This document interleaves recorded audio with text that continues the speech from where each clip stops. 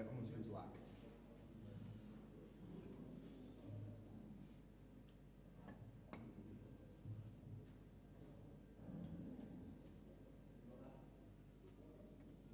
Raybone wins the lag. Would you like to play?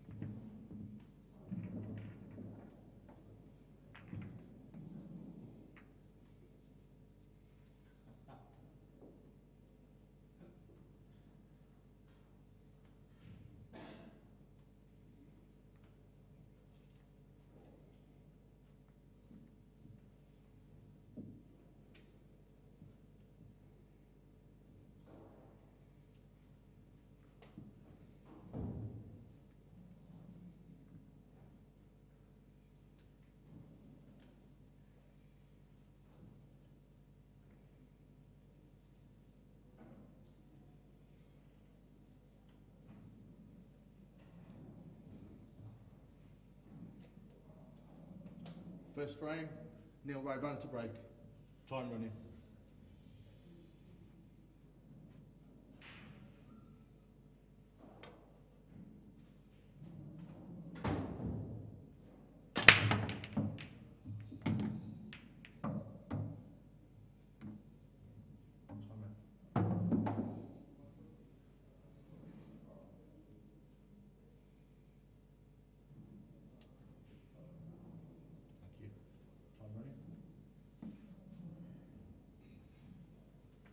So good afternoon, everyone.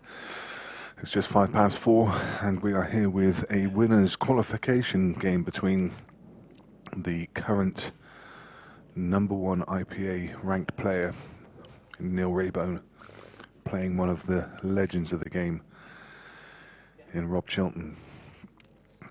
Rob Chilton has proved over the last 5 events, and also this event so far, that he is one of the grittiest players on the circuit. Very, very talented. Even having had a couple of years away from the game, he has never lost it. This should be a really cracking game. Yellow balls in play. Neil Raybone at the absolute top of the game. As I say, #1 ranked on the IPA, making him the most consistent player on that tour.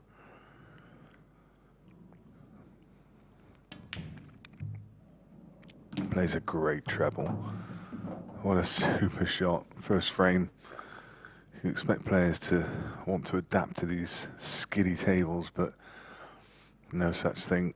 Just comes out and nails a treble.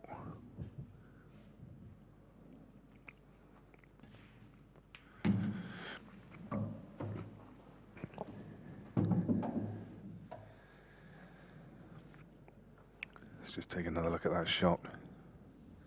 Double's not on. Who cares? Just nail the treble instead. The loser's side is starting to shape up. The next round will be getting underway shortly. Jimmy Croxton will play Jordan Shepherd. Carl Boys will play Leiden de Bono. And all Southwest affair, Greg Batten is going to play against Darren McVicker. What a super game that one should be. The winners' qualification games already underway. Well, the ones that we can start, there's still some games still being played in the losers' side. In fact, there's a lot of games being played in the losers' side. Lee Clough is out of the event. Ben Rowland's beaten him 8 frames to 3. Ben Rowland means business this weekend. He's really playing well.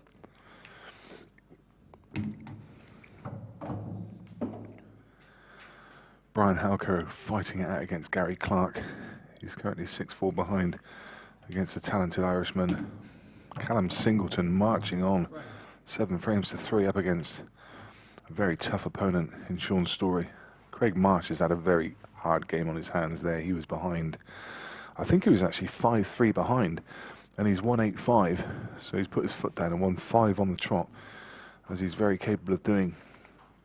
Adam Davis, Jake McCartney locked up at 6 each. That's a really interesting game going on over on table 15.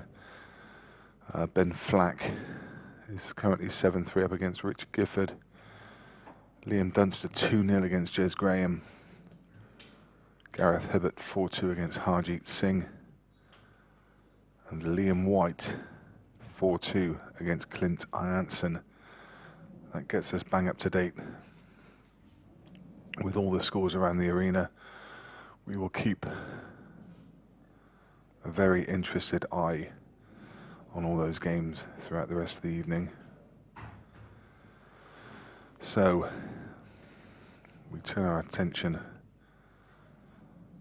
to this game. What a game it should be. With all the scores around the arena. Frame 2, Rob Chilton to break. Trailing 1 frame to 0. Time running.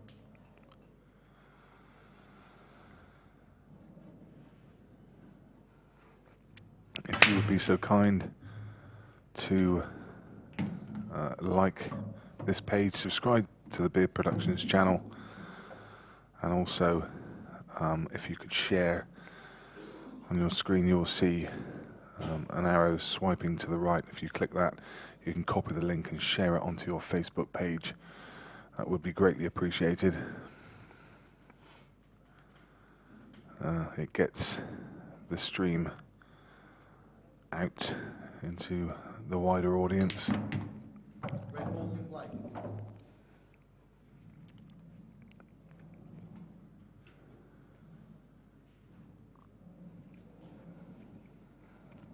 Saturday afternoon. FA Cup semi-finals, the Grand National, and the Supreme Series. What a day of sport. No need to leave your armchair today.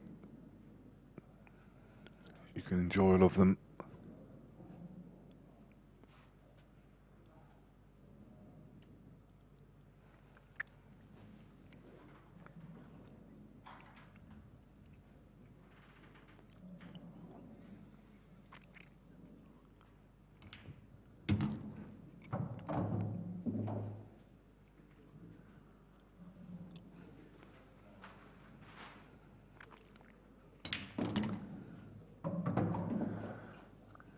Adam Penwell is like a bag lady today, carrying around his Sainsbury's carrier bag,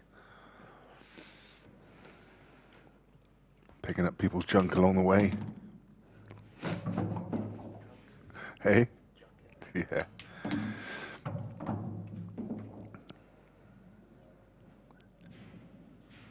Good reply this from Rob. We were talking about his cue earlier on. Look at that for a tip. I don't know what it is. Don't know what it measures, but it's certainly no more than 7 mil. It's probably less. It's literally like a toothpick. 1 frame each.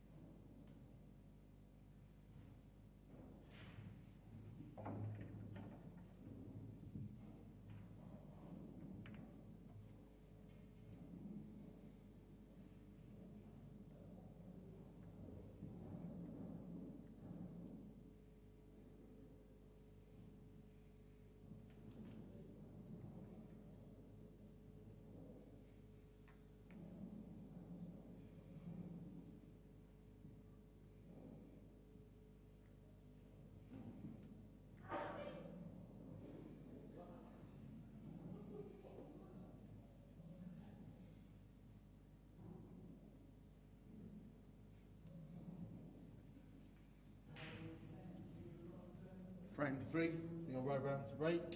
1 frame more. Time running.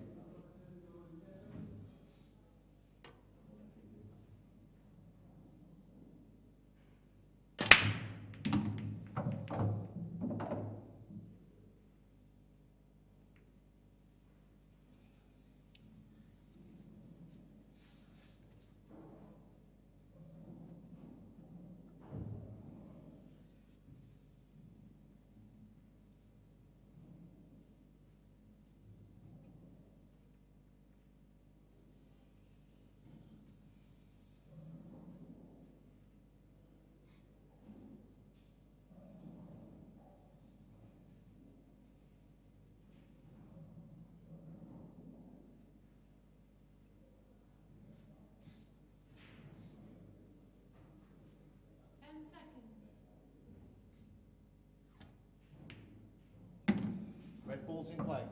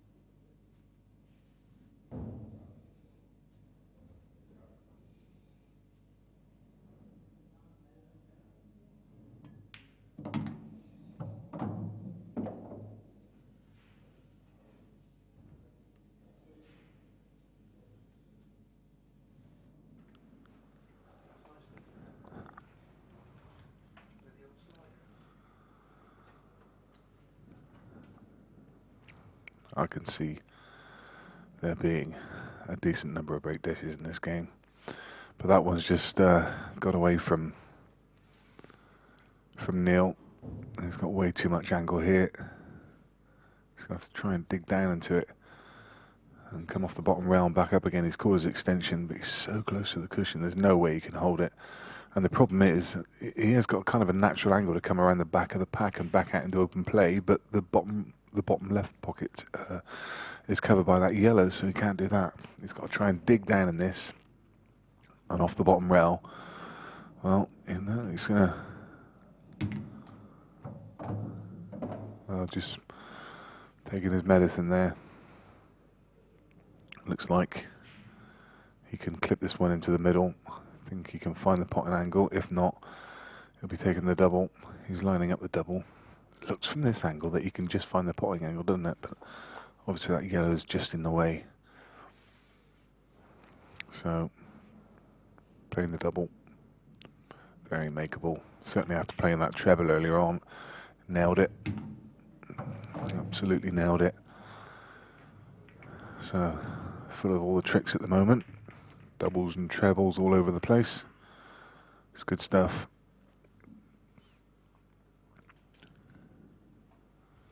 Two frames to one of the highest quality pool that you can see. Look at that game down the bottom there. Carla Donahue against Scott Gillespie.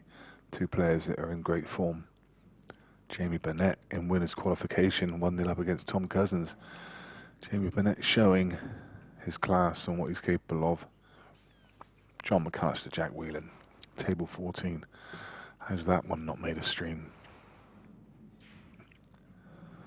They have both been covered on the stream over the weekend, so the organisers just trying to give everyone a chance. Plus the tables are still in use from those earlier games, tables 3 and 4. Harjeet Singh versus Gareth Hibbert, Clint Ianson versus Liam White. They are stream tables. Rona McCarthy against Declan Brennan, that had to make the stream, didn't it? The two Irish, the old campaigner against the young pretender. What a game that is. Rona McCarthy versus Decky Brennan. That one's over on table 11. Brilliant.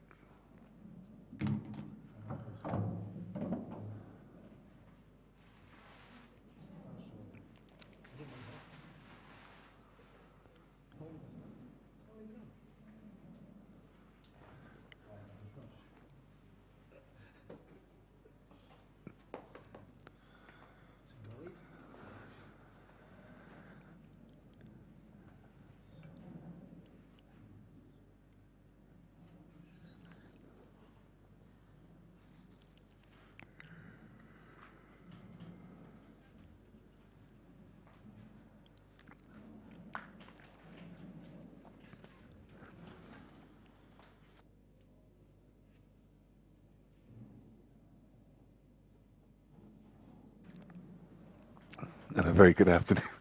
Good afternoon to Trev Clark. Hope you're doing well, TC. I just saw your post on Facebook.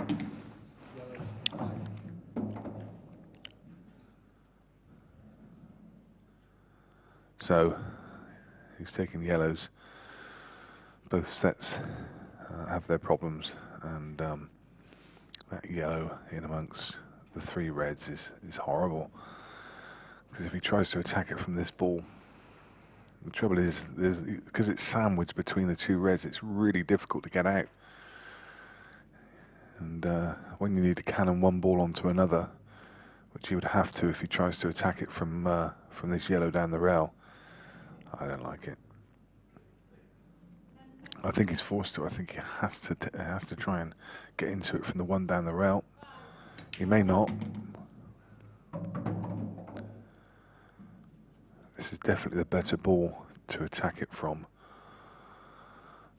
Because if you can attack it from underneath, then you're going to push it up table. And he's just having a look at that now. Wants to either get into the red full ball and just knock the yellow up table, but then you're in danger of sticking. So I think he's looking at the gap between the two reds. That's going to be his target point. Perfect, look at that. He aimed for that point between the two reds, and he hit it absolutely perfectly. Don't know if we got a replay of that one. I don't think we caught it. Shame, that was a really, really good shot. It's exactly as he planned it. Still got this tricky little cut into the middle. These are treacherous. Doesn't have to do anything with the cue ball, which is a bonus. I say doesn't have to do anything with the cue ball. Didn't want to be hampered. Now he has to worry about the line past that red. If he could get to the back of the ball, then yeah, it would have been easy to avoid that red. Because he had a hampered cueing, he judged it really well. Just played for the half ball cannon. Could have gone wrong, but as I say, played it really well, and he's got a nice angle now. You'll see him just come down this right-hand side of the table. Oh no, it doesn't. Yeah, that could have been worse. Could have easily been an off, but just got way too much side into it. So reactive, these cloths. He didn't need to put anywhere near that amount of side on it. And you saw the ball banana towards the pocket because he got so much into it. This is still makeable. It is still cuttable, but way more difficult than... I think he even overhit that. Oh, what a great black. He even overhit the previous ball because had he not hit the point of the middle pocket jaw, he was coming down the table and I think back up again and may have even been in a worse position than he was. But what a great black, thin snick. And you see that Q-tip, look at that, so small. Great black. And this really is some great pull we're watching here. Little tap on the knee from Neil, he appreciates that shot. Played in the best of order between two gentlemen of the game. You wouldn't expect any different. Jordan Shepherd and Jimmy Croxton just got underway on table 10. We will keep a watching brief on that one.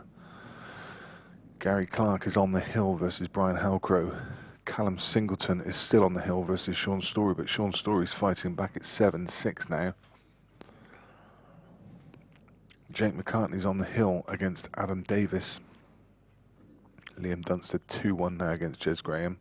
Gareth Hibbert on the hill against Harjeet Singh. Liam White 5-3 up against Clint Jansen.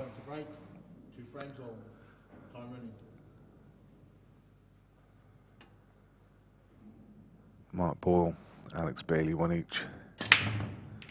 Phil Harrison 2-1 up on Rob Warren. Sean Chipperfield 3-0 on John Rowe. Sean's having a good weekend so far. John Rowe's been having a good weekend as well. So who's going to blink first? Scott Gillespie 3-0 up against Carl O'Donoghue. I'll tell you what, Scott had a real battle on his hands earlier on today against Callum Singleton. Came through a hill game in which he was never ahead until the final frame.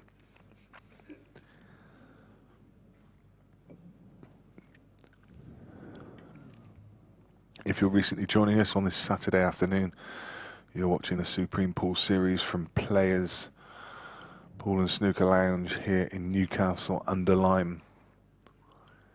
It's event 1, the Liberty Games Open. And this is winners qualification to go through into the last 16.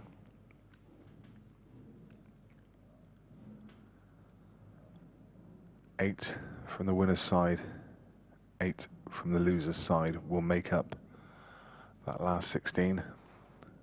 Prize money pays down to 24, so the losers of the winners qualification matches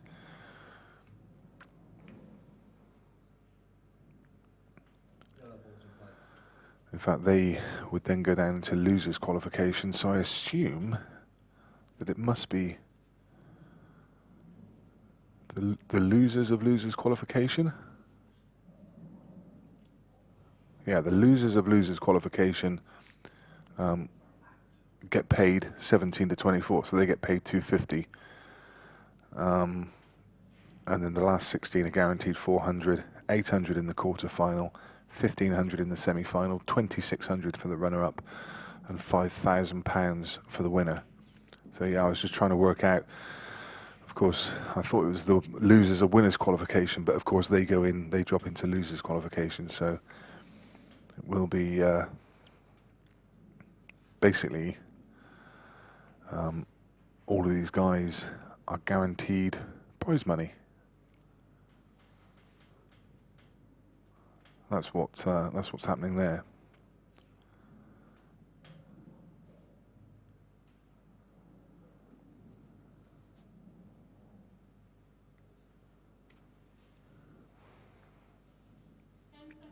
Which is pretty good actually when you think that, I mean, some of these players, you take Rob Chilton for example. Rob Chilton, he had a buy-in round 1, he had a buy-in round 2, he played Lee Clough in winners round 2, he's playing Neil Raybone in winners qualification. So he's actually played 1 match to get into the money. That's pretty good going.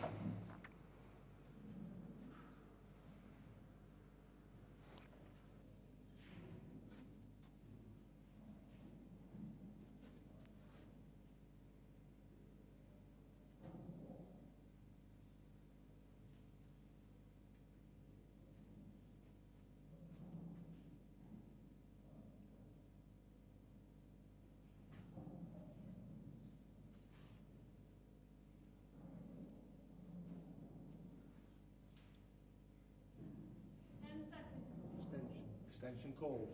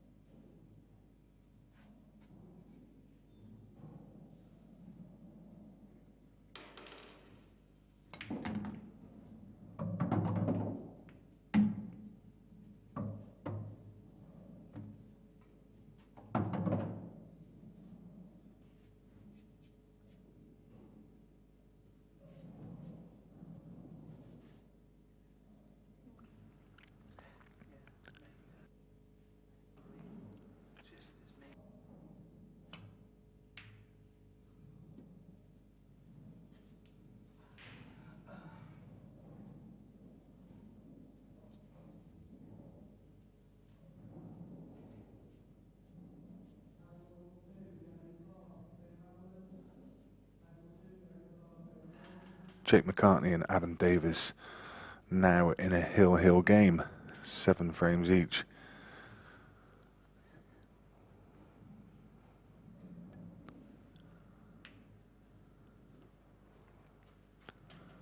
So this is the first frame that's not really been wide open.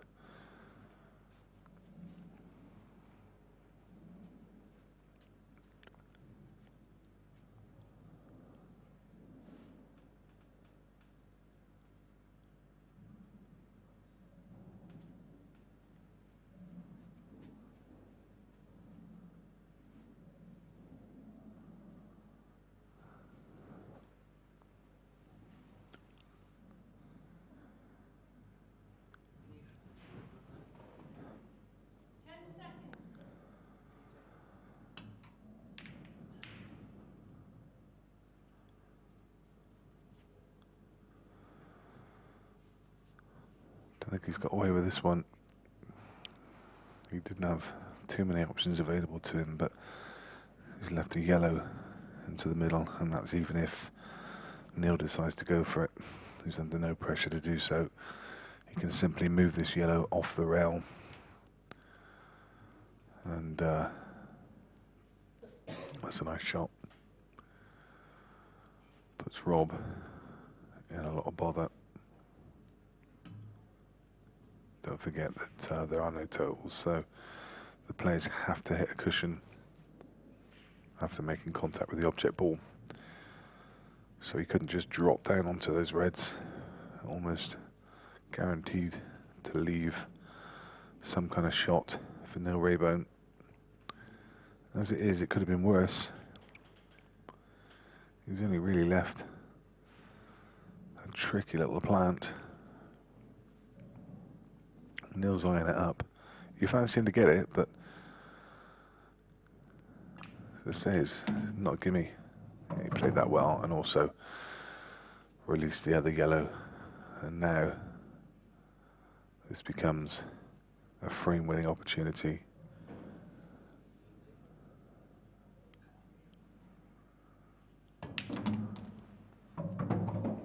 Should be fairly simple now. He can go about these however he wishes. There is no wrong way. I think I'd be going up the table, taking out the 2 at the top of the table, but equally you can take the 2 at the bottom of the table. You could have easily left this one until your last ball to get onto the black, but it really is just one of those clearances that's a question of personal taste. He's not going to be doing anything dramatic with this one, just probably overhit it a fraction, but again, he can just check this off the rail and not cause any problem whatsoever. You see the cue ball check back along the line that he hit it.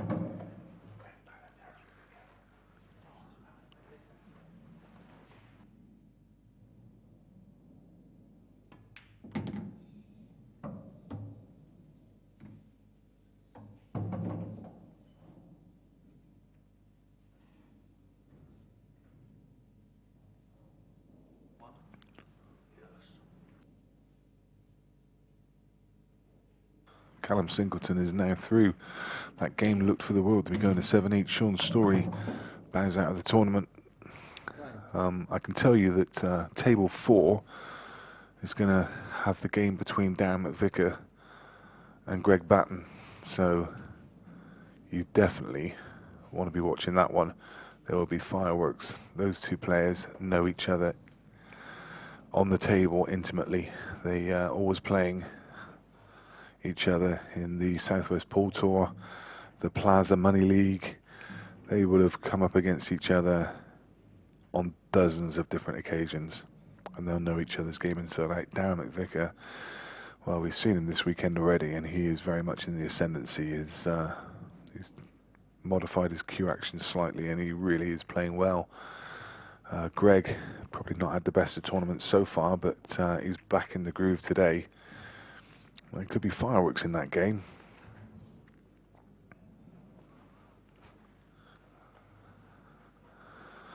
Mark Boyle is 2-1 up against Alex Bailey.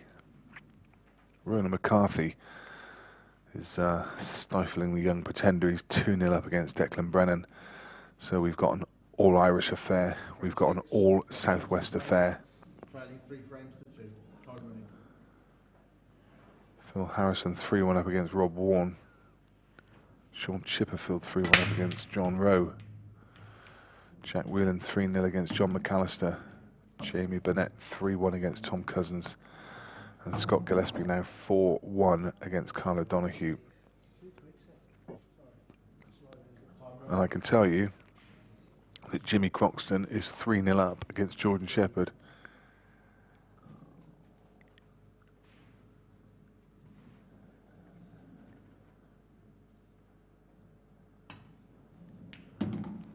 It's amazing, isn't it, how this game can get you. I mean, Jordan was fairly buzzing around the table on this main arena table against Adam Penwell. Did not give him a chance. And here he is, 3-0 down against Jimmy Croxton.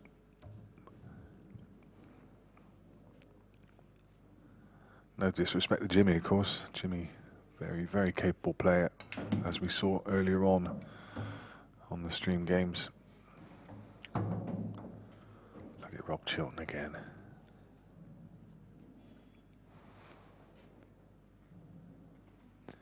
Lovely player to watch. Just so compact, just makes so few mistakes.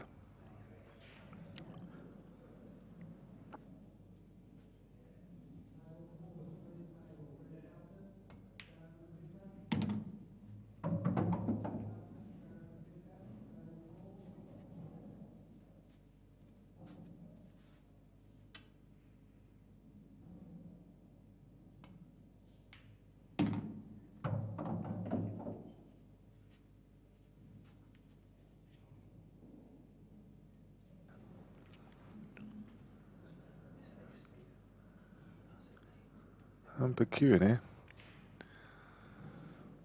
There you go, you see that shake of the head. This has suddenly become very tough. Queuing over the ball.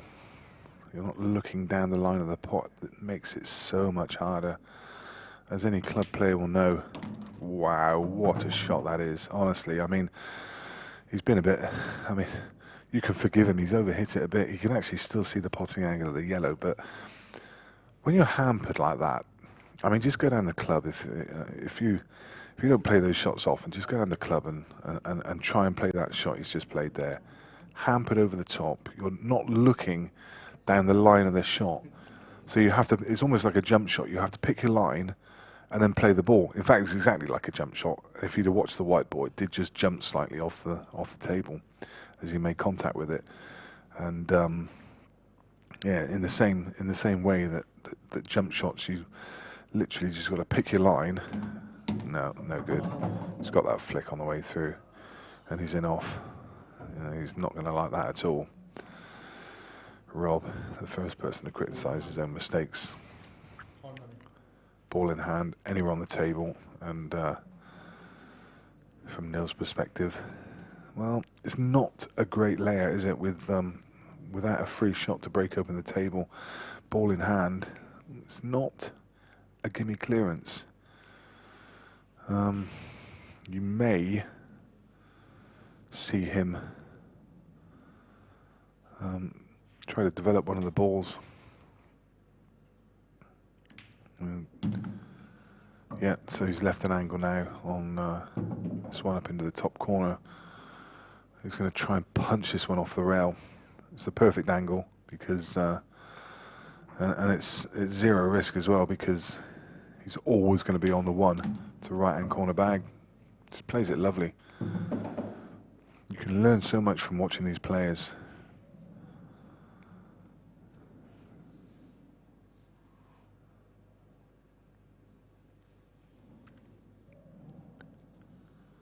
So just kept it really simple there. Potted one of his easy balls, left a lovely angle to take.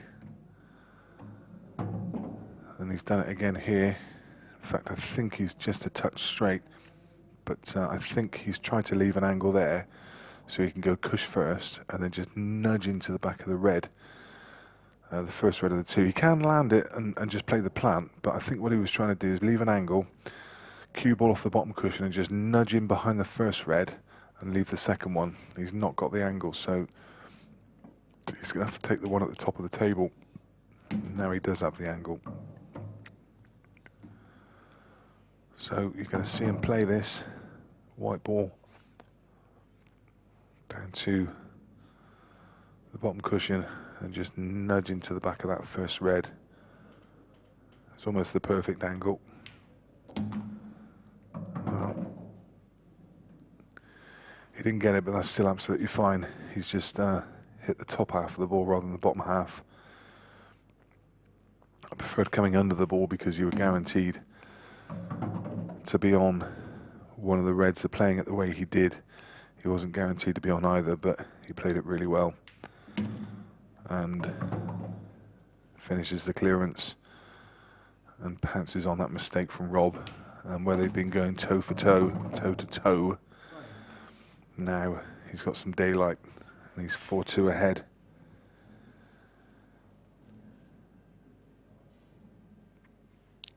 Jimmy Croxton now 4-0 against Jordan Shepherd.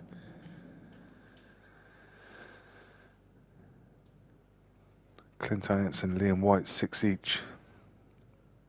Adam Davis beats Jake McCartney 8-7.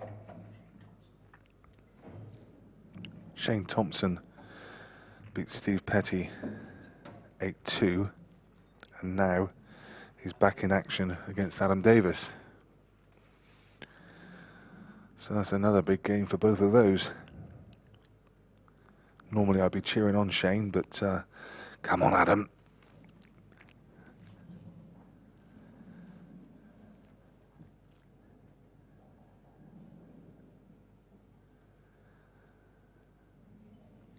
From a Calcutta perspective, still a fair way to go.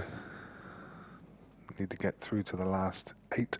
Frame 7, Neil Raybone to break, leading 4 frames to 2. Greg Batten and Darren McVicker have just got underway on table 4. I think that game is either just started or it's just about to start.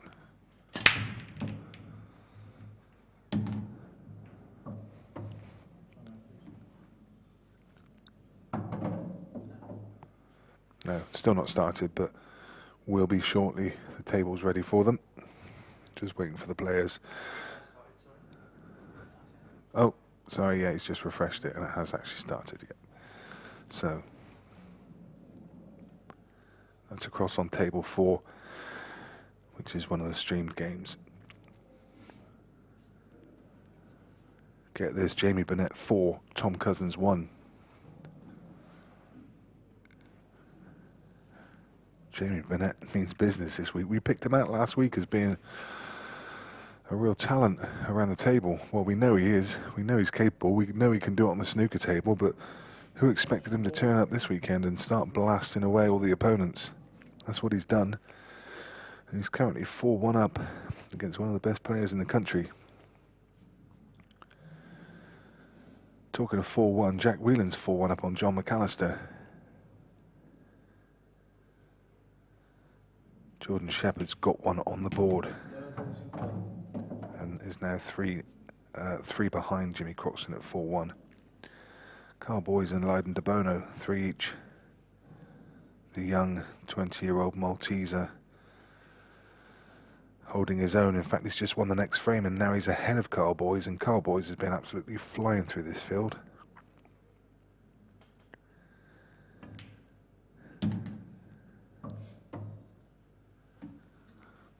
In the meantime, Neil broke, was successful, potted a ball, and it just shows how these games can swing on a sixpence. They were locked together at 2 each, looked for the world that Rob was going to make it 3-all, then suddenly makes a mistake, and Neil Raybone is 4-2 ahead, and on a clearance to go 5-2 ahead, and then suddenly you're 3 behind. Whereas you should have been 1 behind. And the difference here between 5-2 and 4-3 It's absolutely massive in a race to 11.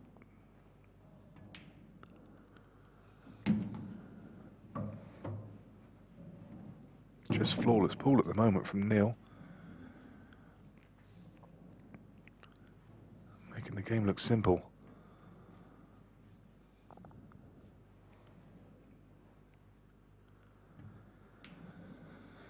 A lot of traffic around this black. A lot of traffic. So he is looking for his point of contact. So he's going to stun the white ball above the red that's above the black, and he can play onto either one of those reds. There you go, perfect, absolutely perfect execution. He chose that ball as his target, and then he just needed to hit it full ball, and very little can go wrong then. Played it with conviction and nailed it and left himself a simple black, and now it's 5 frames to 2.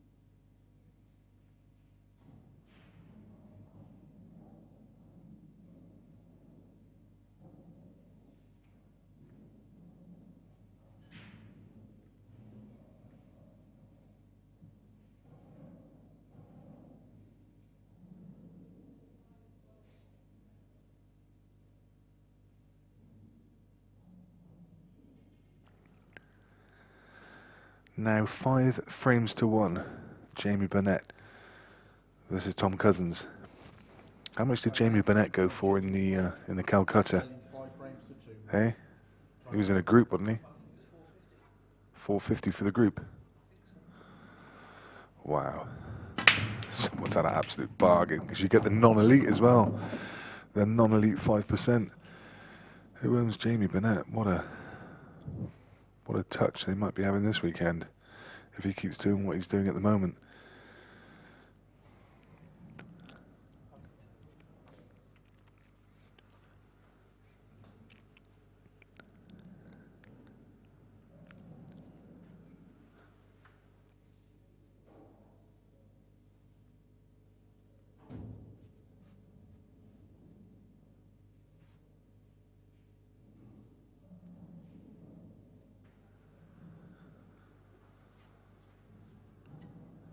See Phil Harrison in the background, across on table 5. So yeah, what a group that was actually. That was Liam White, Dave Fernandez, Jamie Burnett and Dejan Graish. And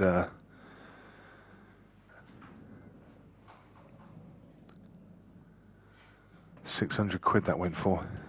So 150 quid a player for those 4 players. Yellow balls in play. Liam White, incidentally, is on the hill versus Clint Jansen. So whoever has got that group, rubbing their hands together. Clint's just won the next one. It's gone hill.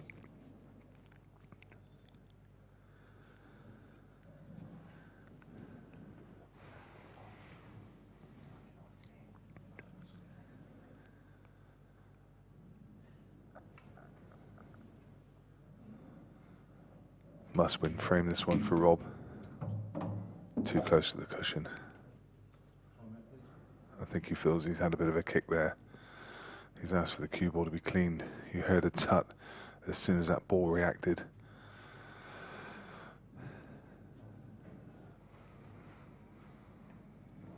And now this, from what should have been a fairly simple clearance, really isn't. And again, he's just not having it. He's shaking his head over there. You can see why as well, can't you? I mean, Look at the traffic. How does he get on that last yellow to be able to get back down for the black?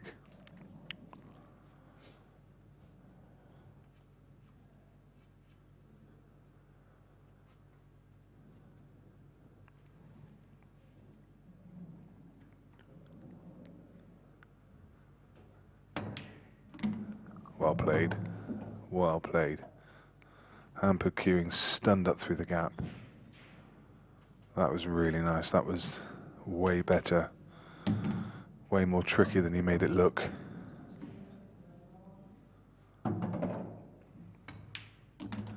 From sitting there in the corner shaking his head just to get back up and nail that. Really good stuff. And as I say, that was a must win. And he stays on Neil's coattails at 5-3. As I say, look at that hamper queuing down into the ball. And he nailed it through that gap. Absolutely perfect. And again, you see the tap on the knee from Neil in appreciation of a great shot. A couple of people in the audience did the same thing. And quite rightly so. Quality shot. As I say, these players do make some of these shots look easy, but they are far from it.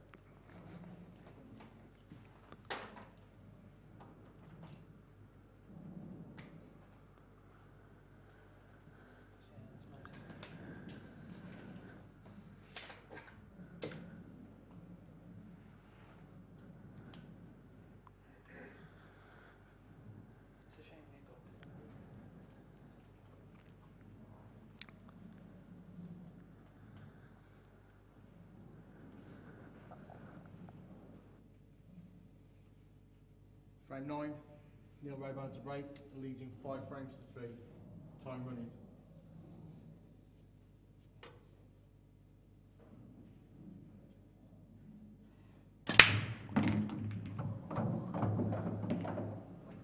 Straight in off. And this is what Rob Chilton would have been looking for. Chance to put himself back within 1 and get things back on the break, back on the serve. Don't forget, he has not timed that at all, so there's a great big cluster of balls in the middle. And don't forget that it is ball in hand anywhere behind the line, but just 1 shot. So he's going to have to work out how to best use it, because there's a cluster in the middle.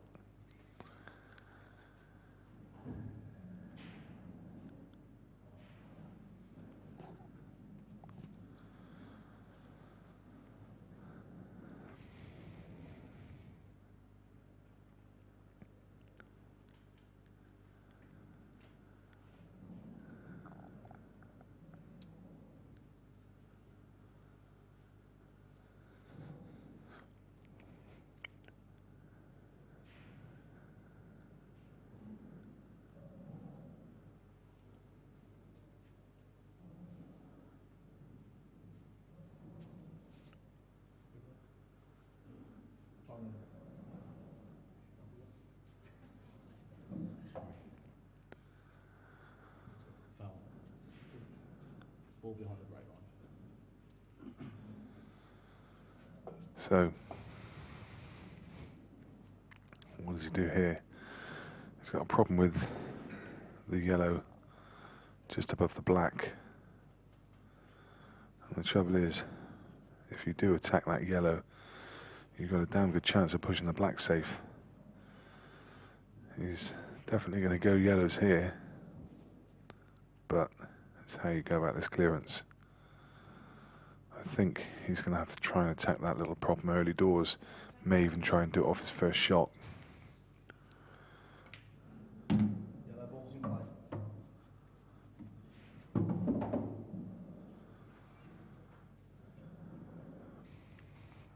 And these 45 seconds on the clock, they do go quickly. Rob wanted to hurriedly play that shot. He didn't want to use his timeout.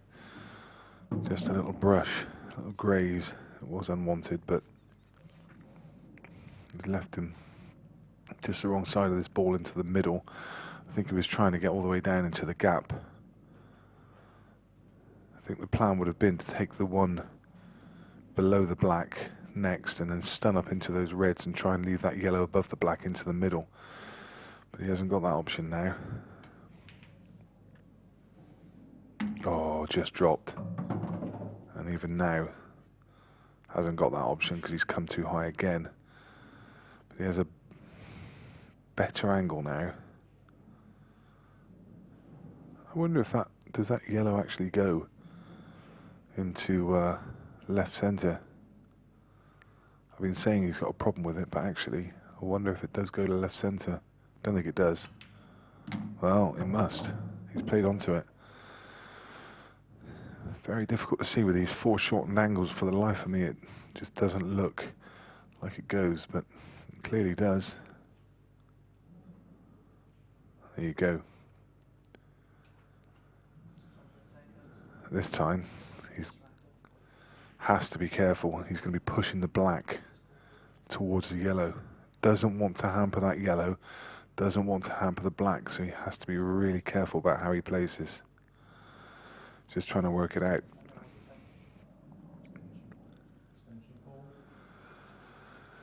And this is why he wanted to keep his extension. He wants to work out what's going on here. Don't think he can avoid flicking the black, and that black is naturally going to go towards the yellow below, and could possibly tie both balls up.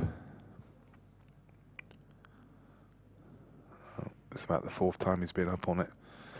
Taking another look. What he's looking at is to see if he can pinch the ball, pinch the pocket without nudging the black. That was a clever shot. So he's played it off of the reds, just flick the reds on the way through. And that way he could open up the angle, meaning that he didn't have to make contact with the black.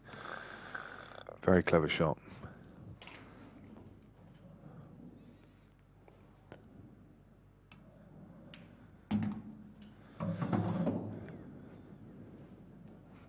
Again, couldn't do too much more. And, well, if he can't screw off the side rail, I think he's going to be relying a little bit on luck. He's going to have to cannon the reds. He could screw around it. It's a good shot. Good shot. He could screw around the reds. Well controlled. This is a nice clearance. Very good from Rob Chilton. Back on serve. 5 frames to 4. What a great frame. Chamber Burnett 6-2 against Tom Cousins. Shane Thompson, Adam Davis 1 each. Greg Batten 2-0 against Darren McVicker in that really interesting game. Jimmy Croxton 5-2 against Jordan Shepherd.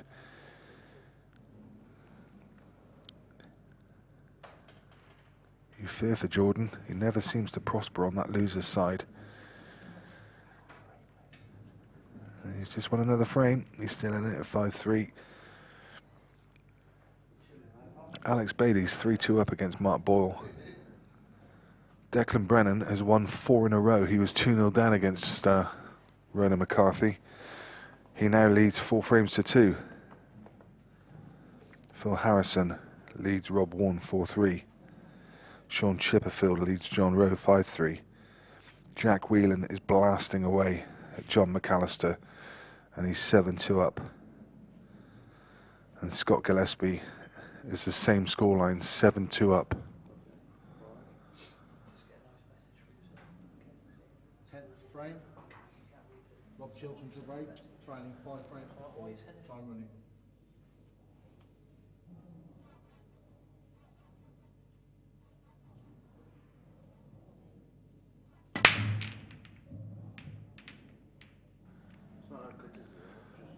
What a break that was.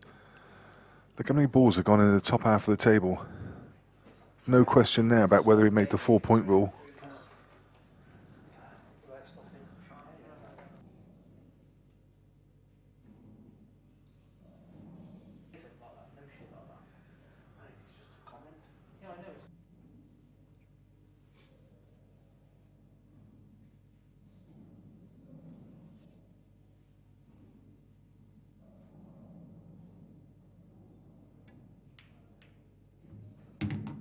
balls in play.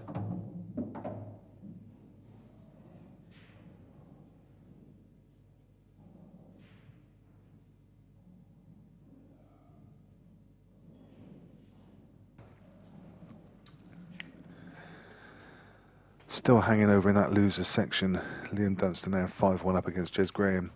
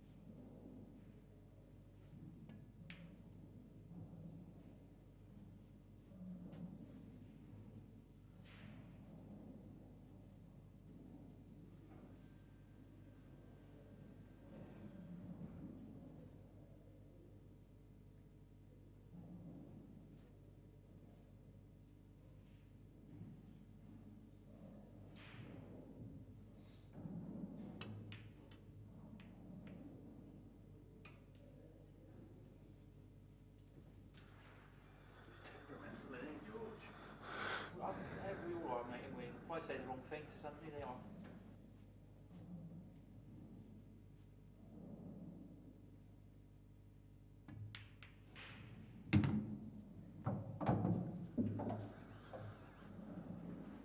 So Neil in control of this frame currently with balls covering those top bags, but if Rob can get back to the table. Sorry, there's Rob at the table, beg your pardon. So he's just trying to put in a bit of cover.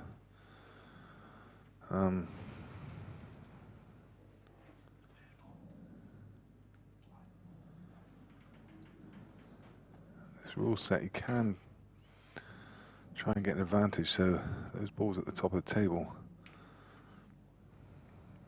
needs to think about how he can use those within this rule.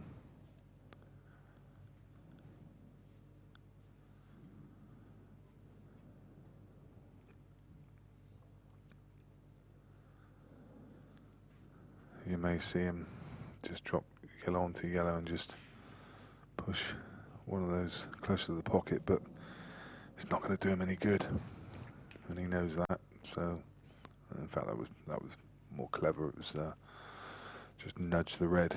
That red did go into that pocket, but he's just nudged it to the right. But Neil, knowing that Rob's in trouble with the balls at the top of the table, he's got that red to the left-hand corner, and I think he can attack from here.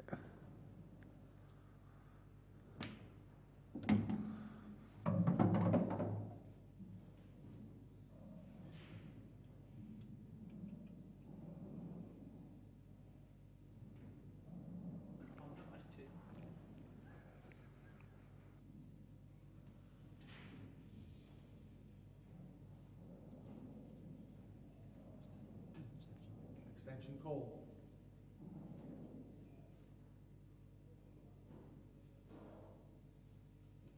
Jordan Shepherd's pulled back another one. And now trails 5-4.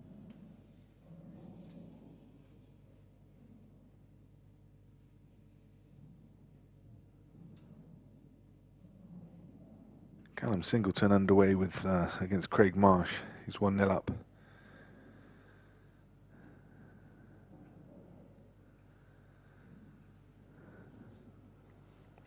Shane Thompson and Adam Davis are 1 each. This tournament very much shaping up now.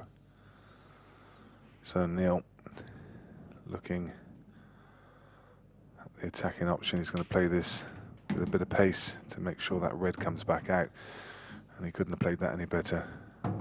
Super shot. Had to judge that well, just to clip the yellow onto the red, and he's now opened up the table. It's at his mercy.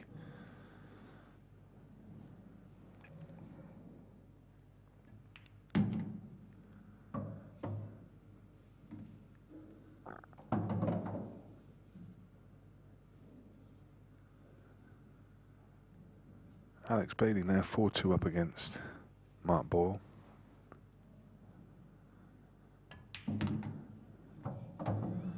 And this game is shortly going to be 6-4 to Neil Raybone.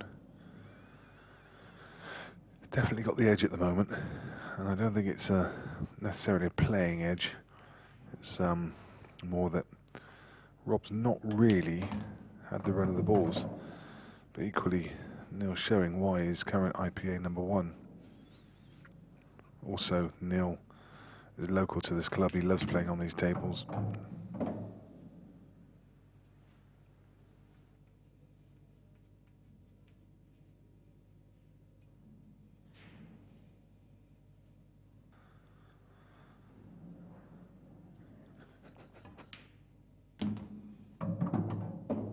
Frame.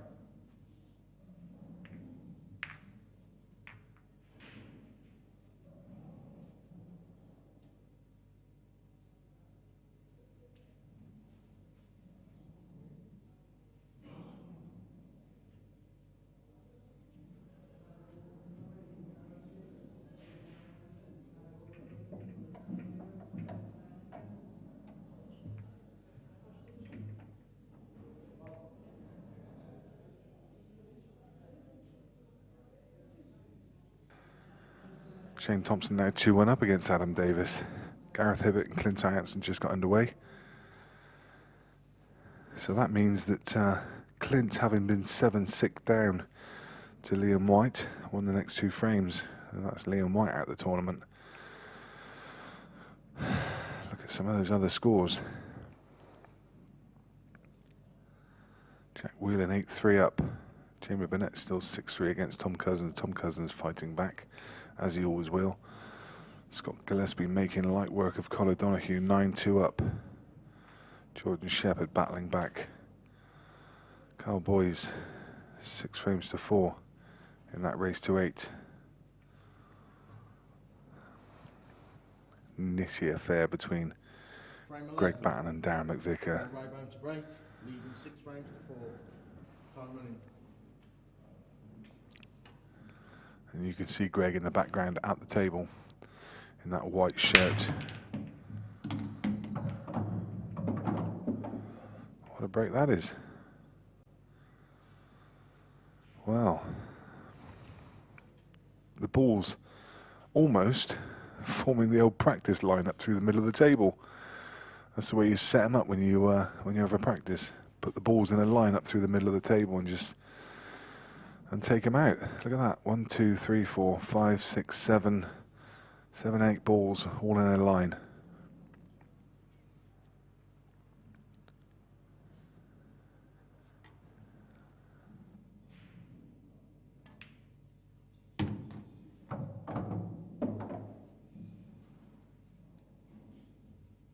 Red balls in play.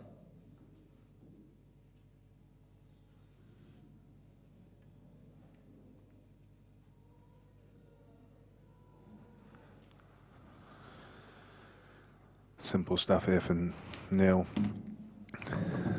In about 30 seconds from now, the referee will be calling frame, and it'll be 7-4 because he will not miss from here.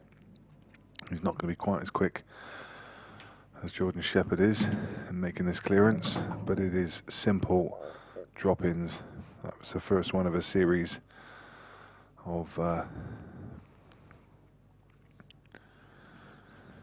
little drop-ins, little stun shots. Stun this one. Went to the right-hand side of the pocket there.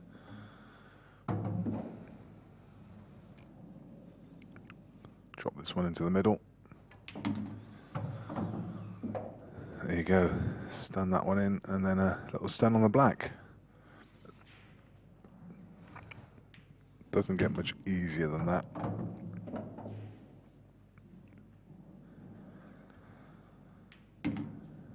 Frame. 7-4. It's probably a fair reflection of the game as well.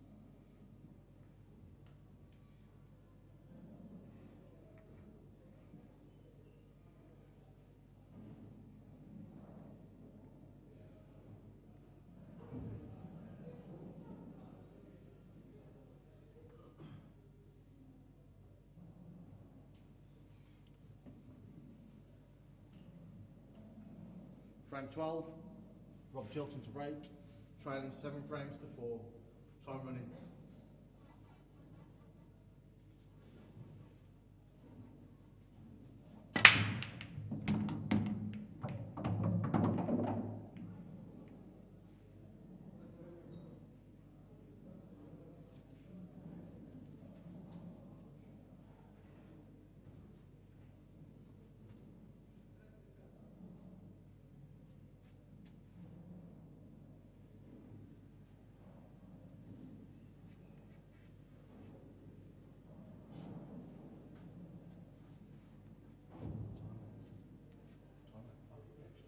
Extension, please.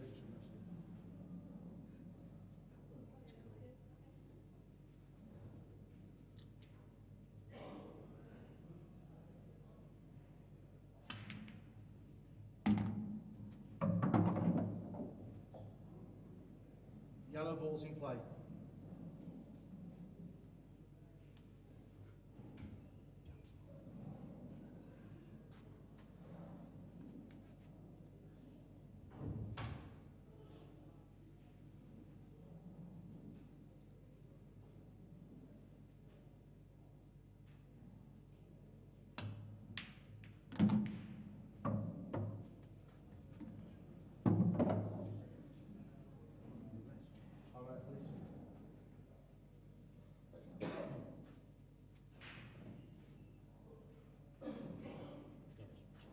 Time running, please.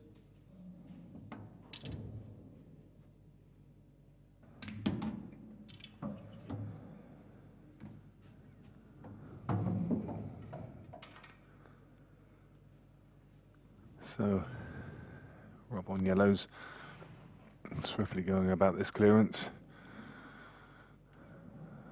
No problems here. Yellow along the top cushion. Natural angle to drop down below the bolt line. Well, didn't want that kiss, but he's okay. He's left a pretty decent angle. He's got a choice here. He can just play it with a touch of right hand side and come above that red and leave the yellow to right centre, or he can stun back out round about the blue spot. In fact, he's going to play this one first. I'm not quite sure why. Looks like the one on the left is the ball, but he obviously feels more comfortable playing it this way. Look how much side he's put on that ball. That tiny tip is so reactive. What a shot that was. So much side on that ball. Just a thin snick. Obviously didn't want to play this one first, but I'm not quite sure why. Maybe the angles look slightly differently from here, as we know they often do.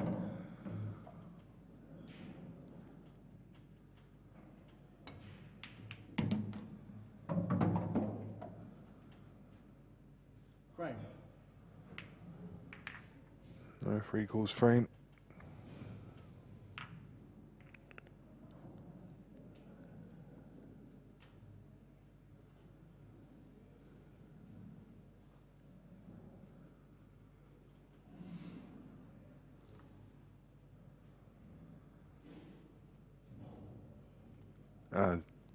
Someone asking what the result of the Jake McCartney versus Adam Davis game was. Adam won a hill-hill match, 8 frames to 7.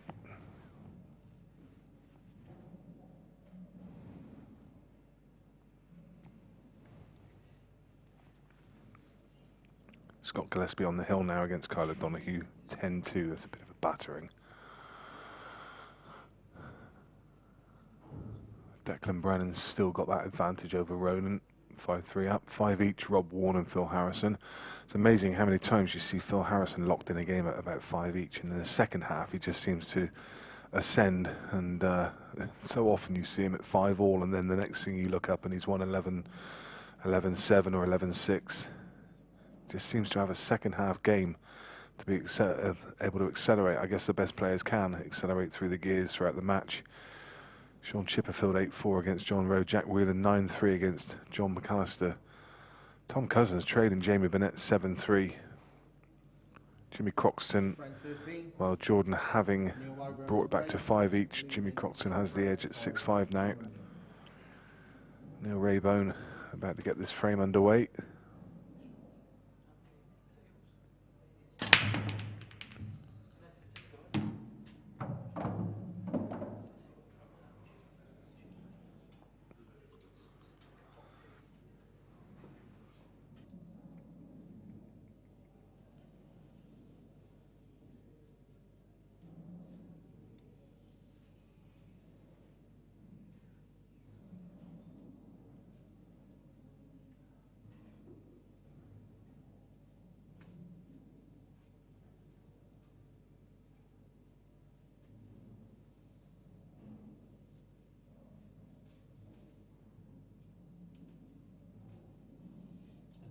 Extension called.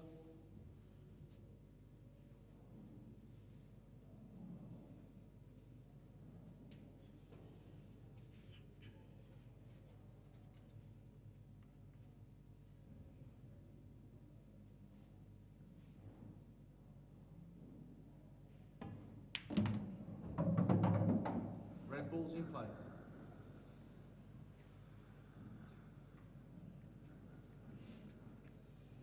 And we watch on as all these games are reaching vital points.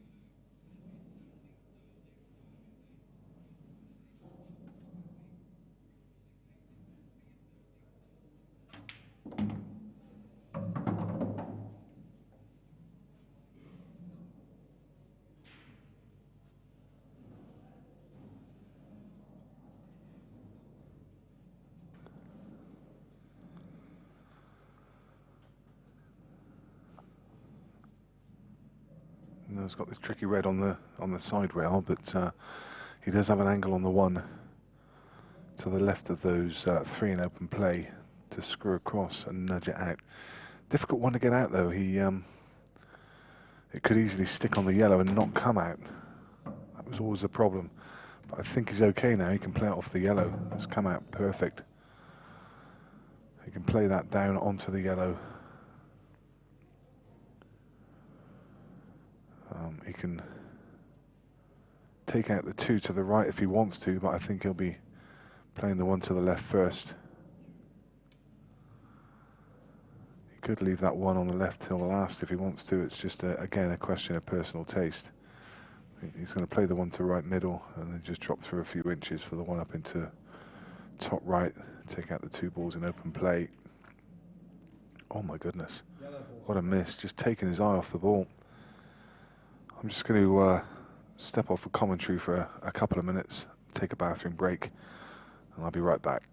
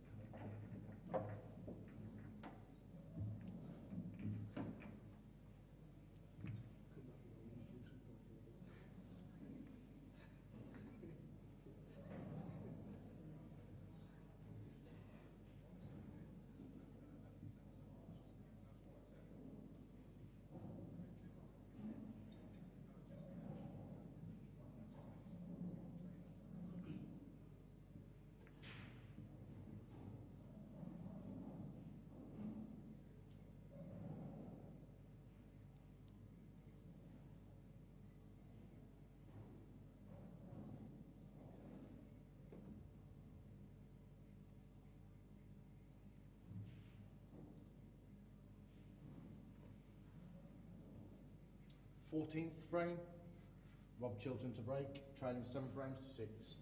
Time running.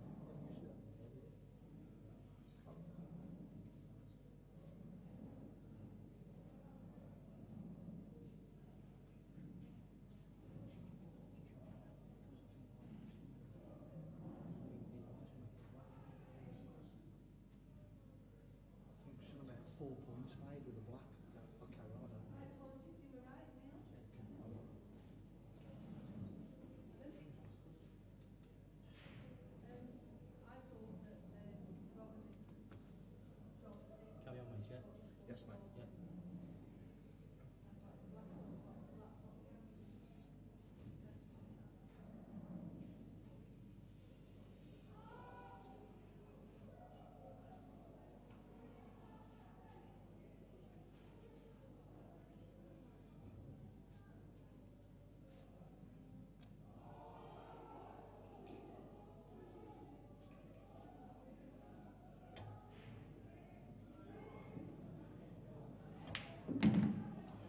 Red ball's in play.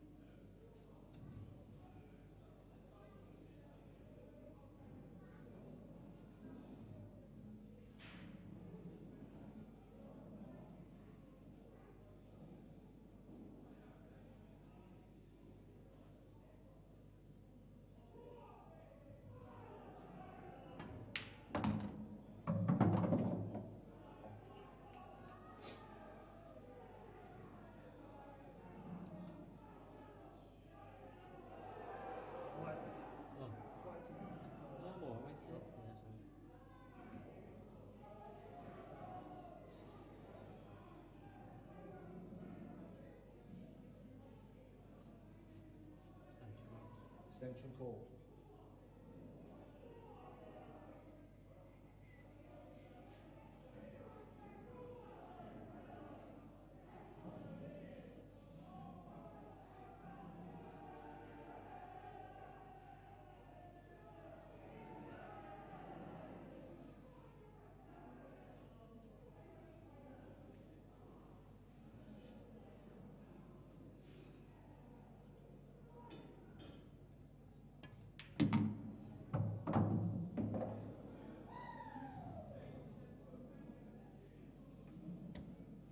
Sure you can hear the cheering going on in the background as the Grand National draws to a conclusion, and people cheering on. Tiger roll to the win. Well, I hope you backed the winner. And I hope you took the bookies for a ride. Yellow balls in play. So, after that little breakaway, there's a couple of frames back for Rob, and it's now 7-6, and really great chance now going 7 each. He's just going to try and move this ball. Nothing too adventurous. Quite rightly so.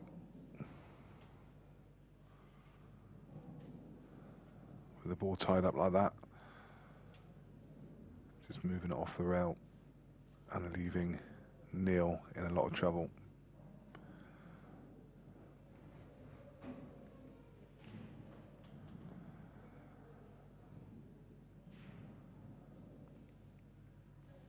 A look at the scores.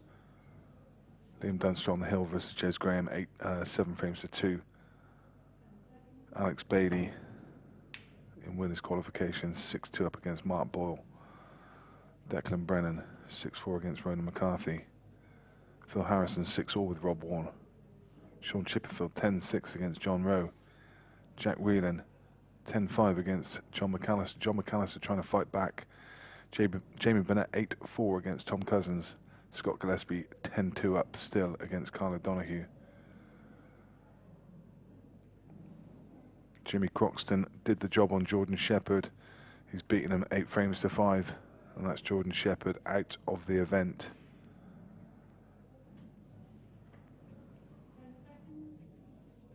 Extension call.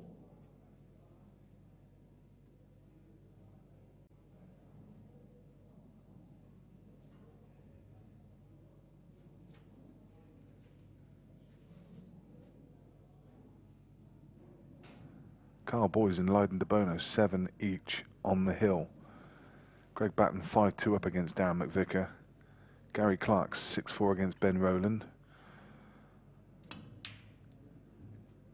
Craig Marsh 2-1 up against Callum Singleton. Adam Davis 4-2 up against Shane Thompson. Ben Flack, Liam Dunster yet to get underway because Liam Dunster's involved in that other game. And incidentally, he's just won that other game against Jez Graham. And Gareth Hibbert against Clint Jansen has just started.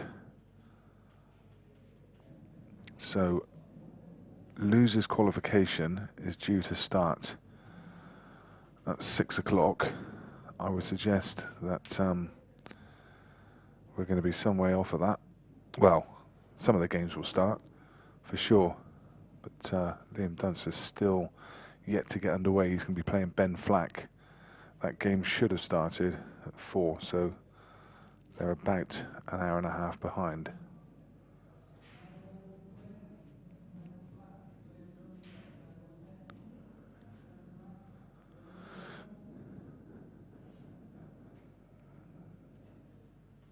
So it could run fairly late tonight. Last 16 due on at 9 o'clock, but who knows?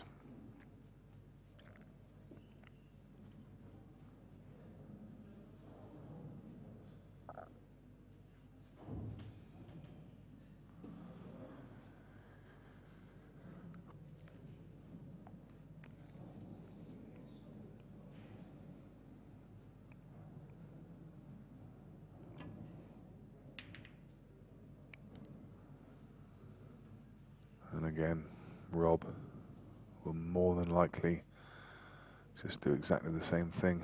Just nudge that ball into the open and leave Neil up on the top cushion.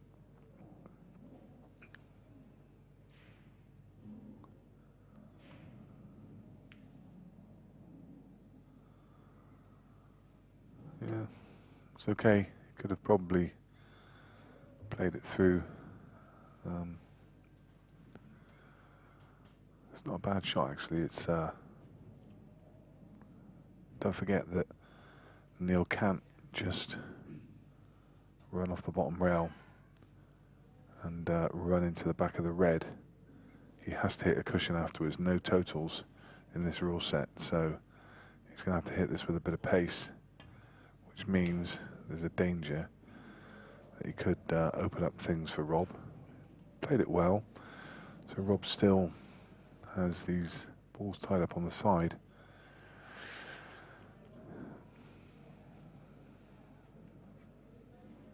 If he's going to attack, he's going to want to address that issue very early.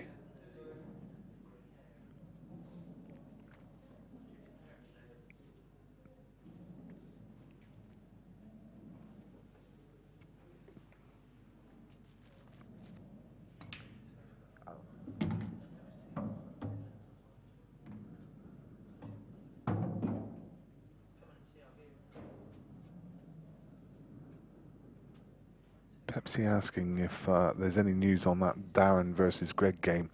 That game is being streamed, Pepsi. I know you're watching this one, but if you've got another device, then it's on YouTube on Table 4. So if you want to watch Darren against Greg, just switch channels over to Table 4. You'll find it on the Beer Productions channel on YouTube. So if you've got a laptop and an iPad, say, then just you can watch both games. But it's currently 6-2 in favour of Greg. And he's looking good at the moment.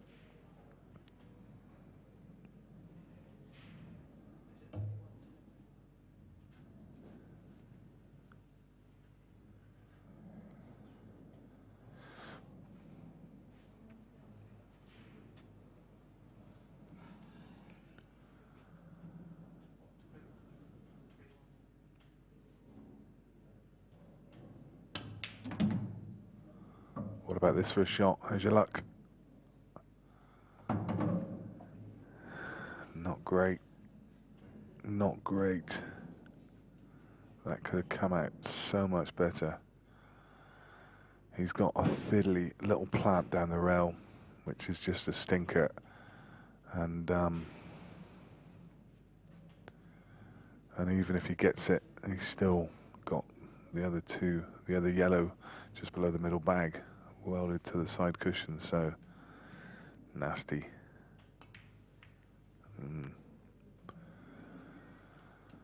That's no good. Now Neil can just play a red onto yellow. Yeah, probably actually it goes below, so you can attack from here, but you could play red onto yellow and leave the red over the bag, and it'll just be loss of turn. But as it happens, it goes below the yellow, so he's going to attack from here. Yeah, Rob looking rueful, but even if he'd covered the bag, it wouldn't have been any good to him.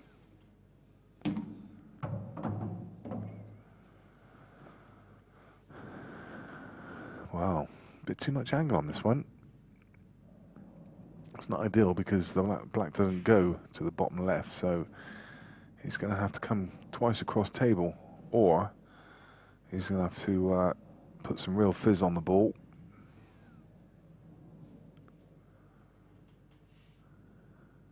And get all the way down table. And he went for the fizz, and he's missed it. And he's going to be in trouble when he next comes to the table.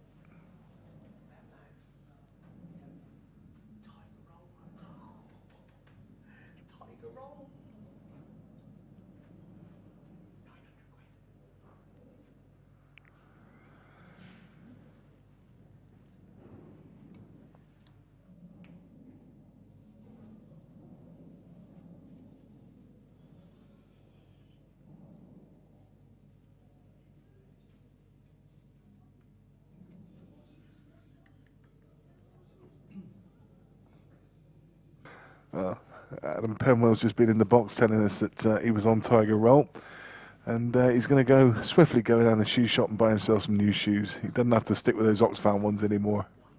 Only 900 quid, hey? You'd be able to afford 2 pairs of shoes with that. And the petrol to get home. Or I just get one good pair.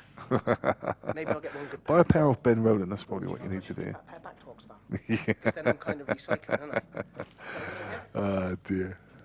Brilliant. Go on the Tiger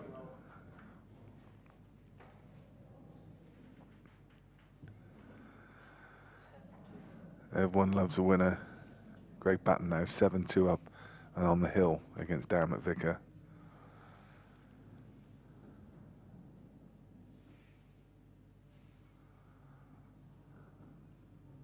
Three ball plant makes it very simple now.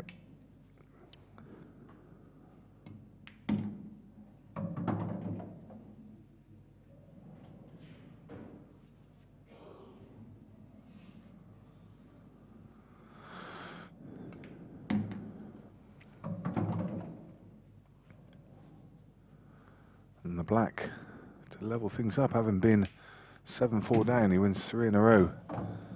Good stuff. So, Adam Davis 4-3 up against Shane Thompson. This is in the losers section. Gary Clark 6-5 against Ben Rowland. Craig Marsh 3-1 against Callum Singleton.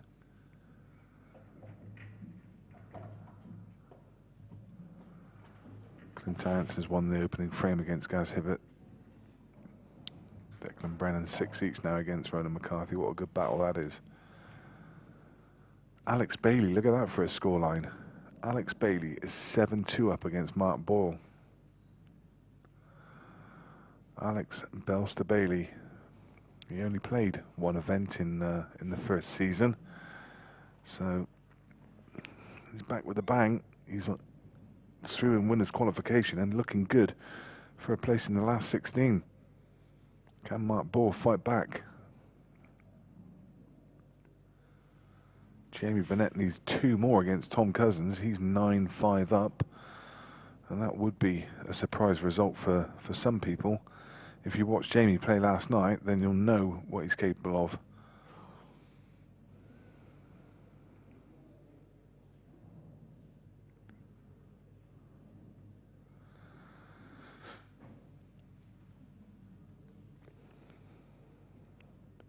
Frame 15, Neil Raybone to break, 7 frames all, time running.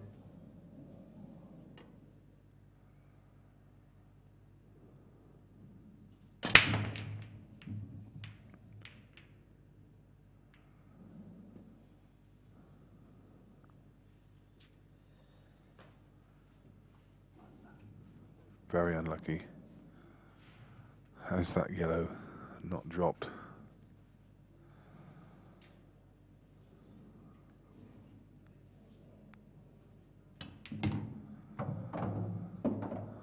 And another super chance here for Rob.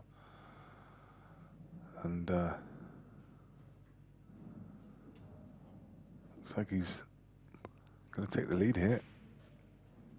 I'm going to mark him down for this one already.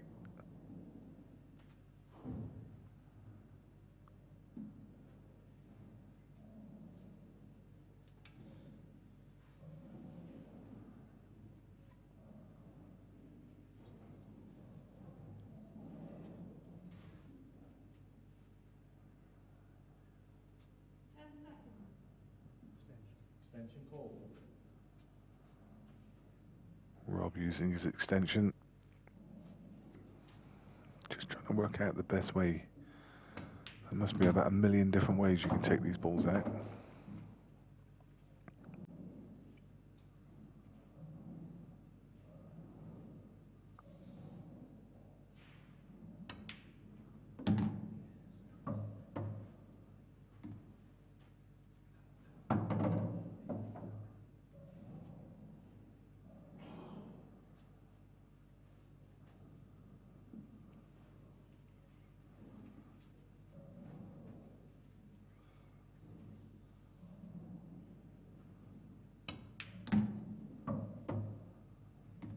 Shot. Well judged, good pace. Have some simple tap-ins now. All the hard work done.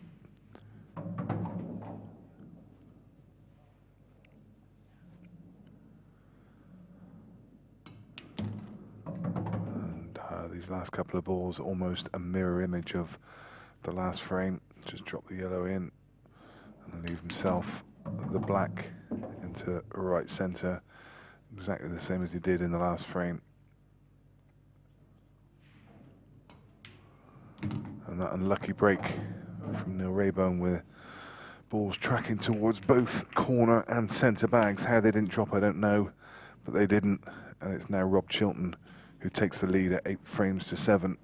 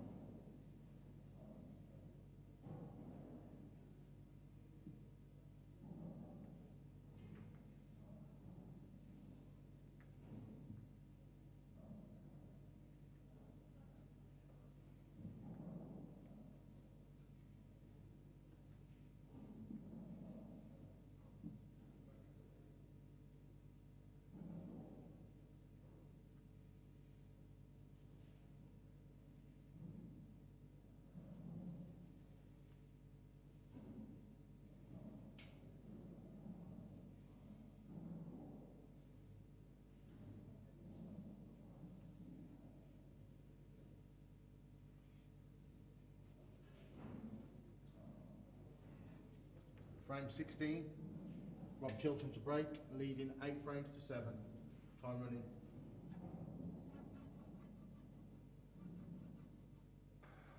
First couple of games are now in the bag. Sean Chipperfield is through to the last 16, 11 frames to 7 over John Rowe. John Rowe will drop into losers qualification.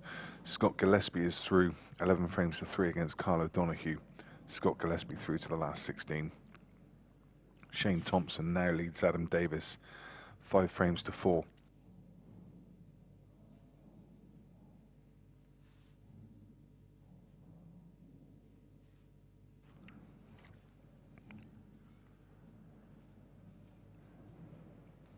Craig Marsh is now 5-1 up against Callum Singleton. Red ball's in play. Nice little shot to develop the black. Attacking his difficult balls early on, as any good professional will.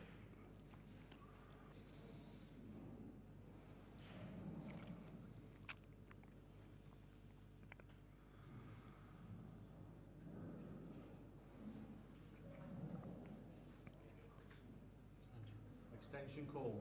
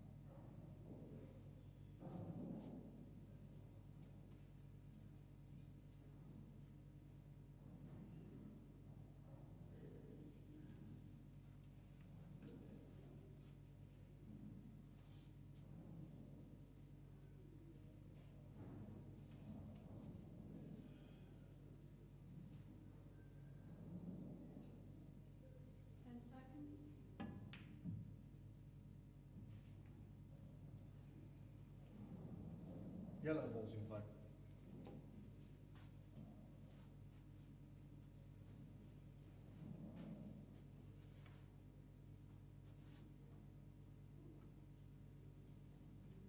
Another miss from Neil that just wouldn't have seen in the first half of this game.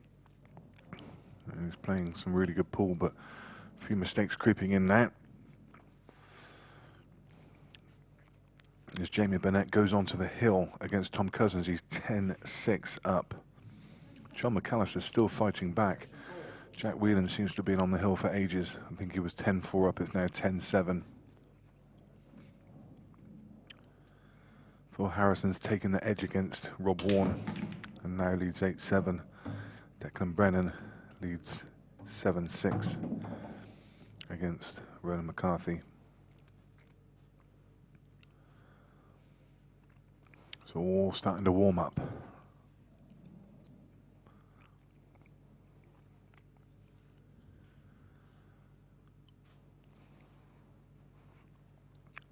Greg Batten has done the job over Darren McVicker, 8 frames to 2. It's a good result. Darren's been on fire so far, but we bid him farewell and he goes home. We'll see him again for event 2. Oh my goodness me. How close was that black to going in?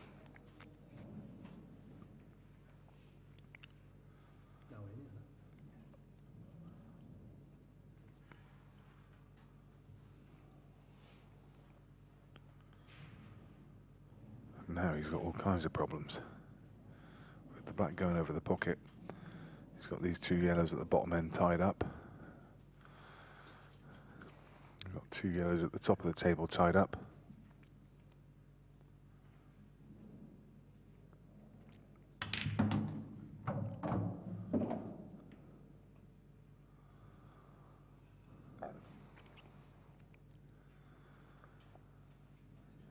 He's going to have to pull some shots out of the bag here.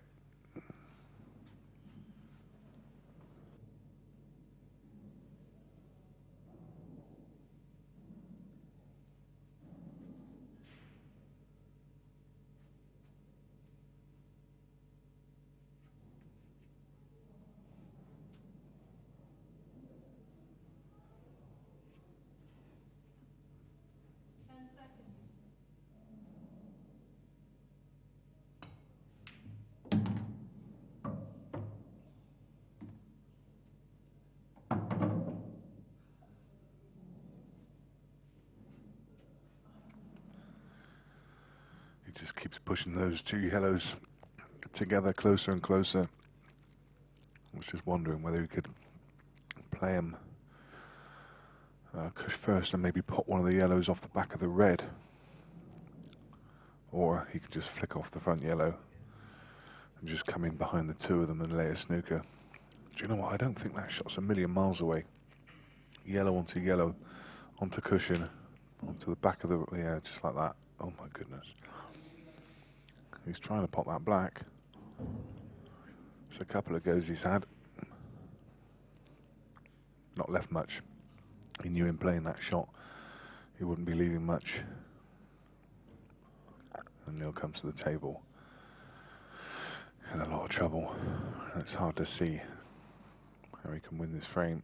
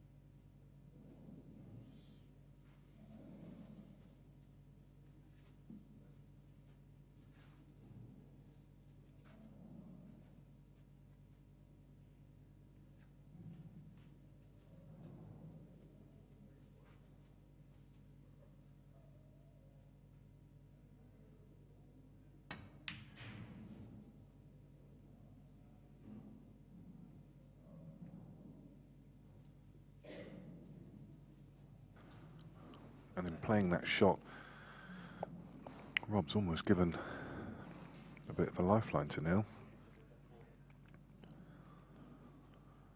He's played it as the double, cush first, to either pot it off the back of the red or just get it up somewhere inside that red. He would have been looking to pot it, but he was some way out.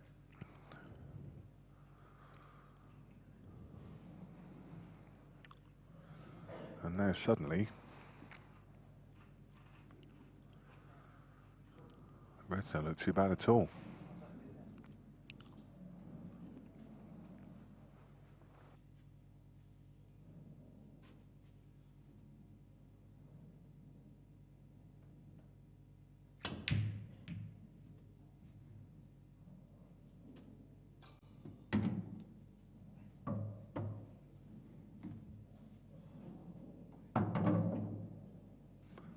holds his hand up to acknowledge a fluke and doesn't really do him a lot of favours.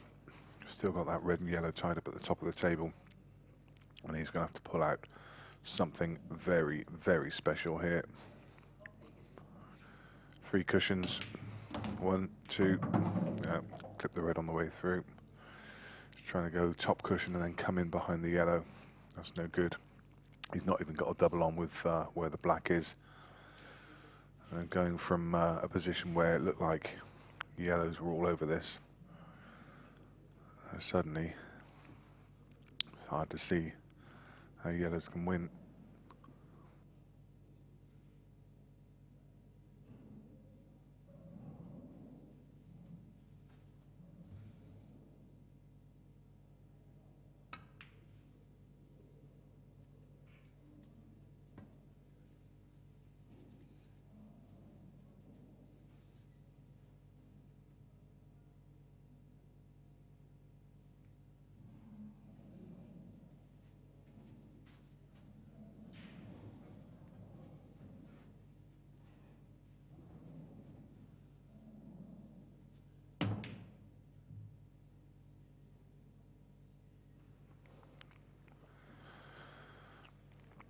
Close, but just handed the frame over now to Neil.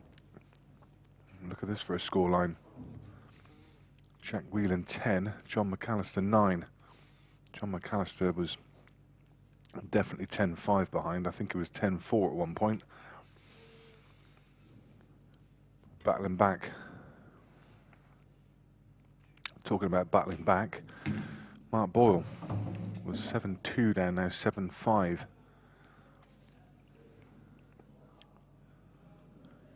Jamie Burnett still on the hill against Tom Cousins, 10-7. Tom's picked off a couple frames. Callum Singleton fighting back against Craig Marsh. Now 6-3.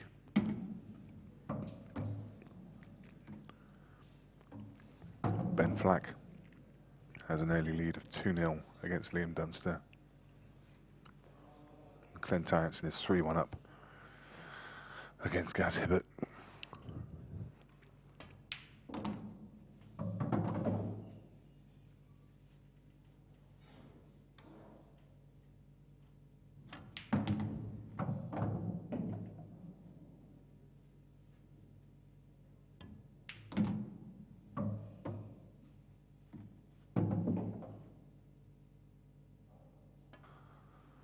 As expected, no Raybone completes the win in that frame, and it's now 8 each.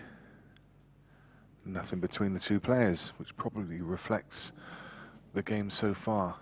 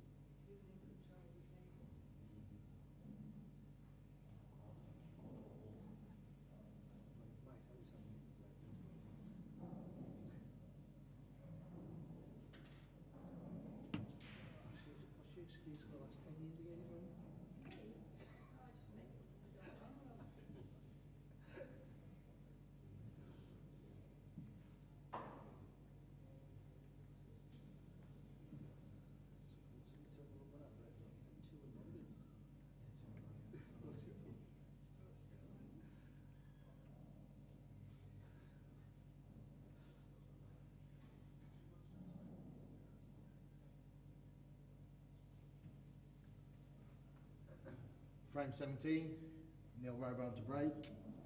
8 frames or time running.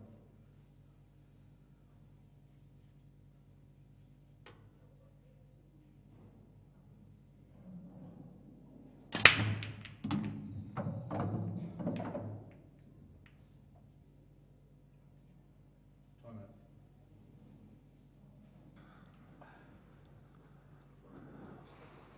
Another decent break from Rob. Let's have a look at this table.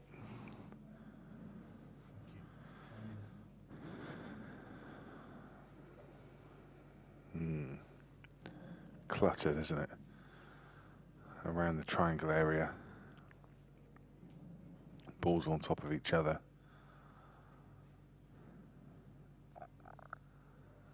Suggest he's going to play reds.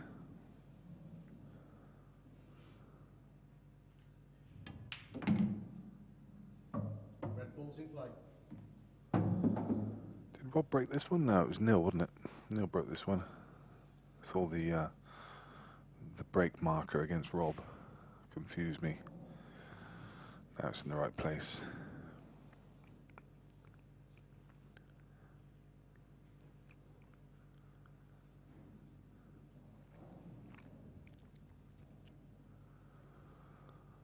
So the way he's going to deal with this red that's just at the top of the white line, he can play the one into bottom corner and just stun across into the yellow next to it. So basically the one that's just almost in the direct line above the black. This ball here that he's aiming for, basically. Stun across. Okay, I mean that's fine. I thought he would have tried to stun into the yellow below and just hold for the red in the centre, but he's equally just as fine going this way, taking the other yellow out of the way, leaving this red to bottom right.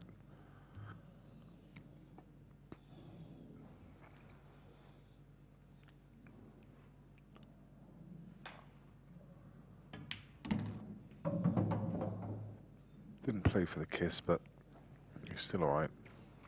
Probably just a touch straight on the one into the middle. Ideally would have been another 3 or 4 inches to the left of where he is now, so he's just going to have to drop it in. But as I say, he's fine. He can now play the one to bottom right.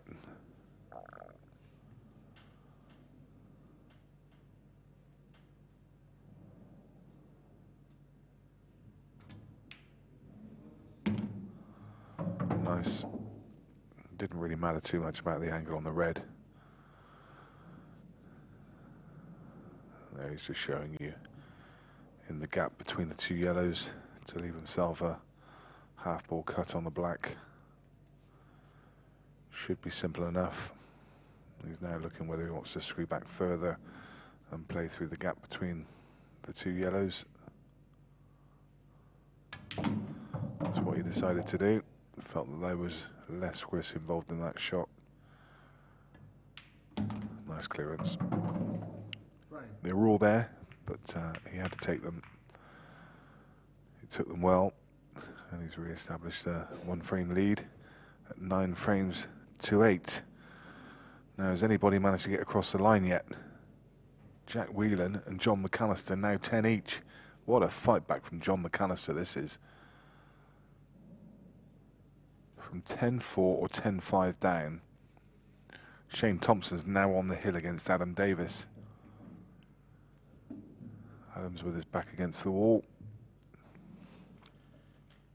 Alex Bailey 8-5 against Mark Boyle. Declan Brennan, Rona McCarthy still at 7 each. Phil Harrison 9-7 against Rob Warren, I mentioned earlier. Phil Harrison in the second half of the game. He just does seem to have another gear. Jamie Burnett's still on the hill, but Tom Cousins is still fighting back. That's now 10-8. There's fight backs everywhere.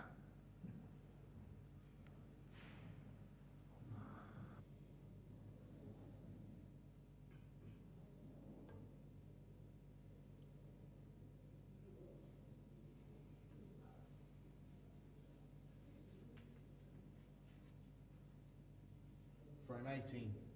Rob Chilton to break, trailing 8 frames to 9. Time running.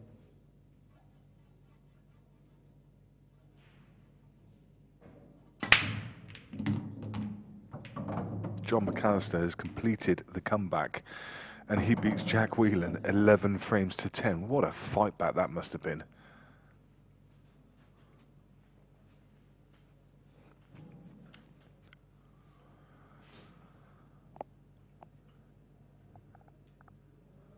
As I say, I can't can't quite recall. He was definitely 10-5 down. I think he was 10-4. And what a comeback.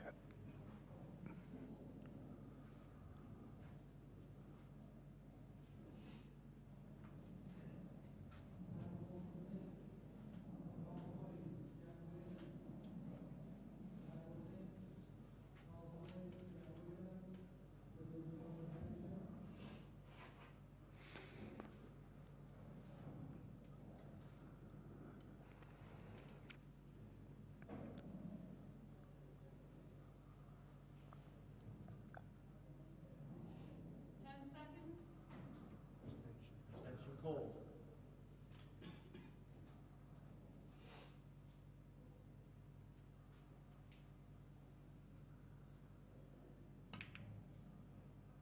Oh, he expected to get that one. Red ball's in play. As did I. Again, you can see he's played it. Well, little element of safety, I guess. It's a bit of a cluster in the middle. Red's not inviting at all. He's got a little thin cut to middle. In fact, he's got two options for a thin cut to middle. The one that's above the bag, I think he can just snick that back in, or the one that's below the bag, do the same. But I don't think either of those are good options. They don't afford for any other attacks. So I think he's just looking for a little containing shot to run off the ball in the middle of the table and just leave Rob at the top of the table now. He's just looking now to see what he'll leave him. Hard to find cover though with that yellow over the bottom pocket.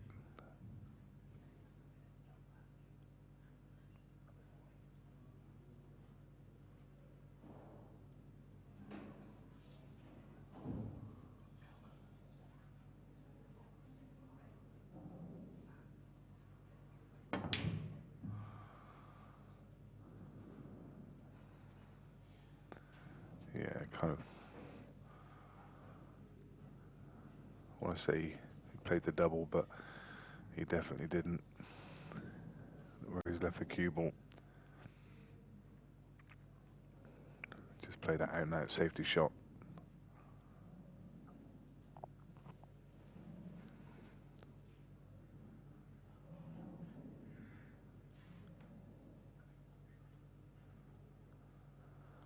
So that's not the end of the line for Jack Whelan.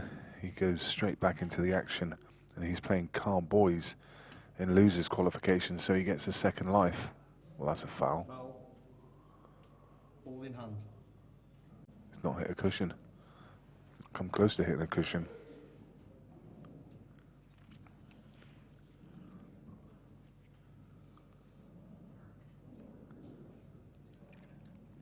Ball in hand. We're on the table. Still not without some major problems, are they?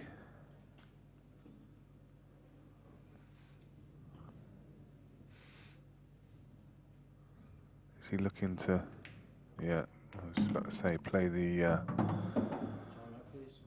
tactical shot? Red onto yellow and leave Rob hampered, so Rob doesn't have, well, I was going to say he didn't have any shot. Can he? No, I don't think so. I was just going to say, can he play across that yellow and find the angle to snick it in the middle? But he can't.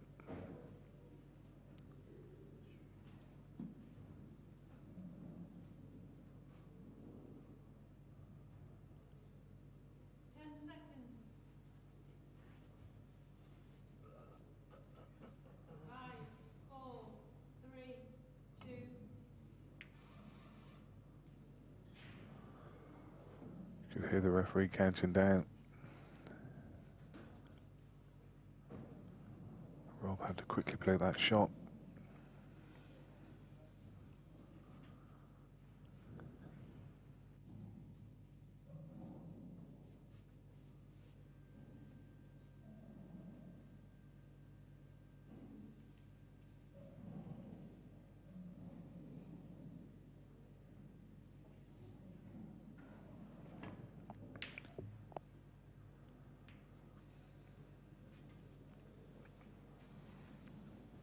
That works. Push the yellow safe. Now, neither set of balls look good, but if in a minute Neil can break open the cluster in the middle of the table, then he can really apply some pressure to Rob.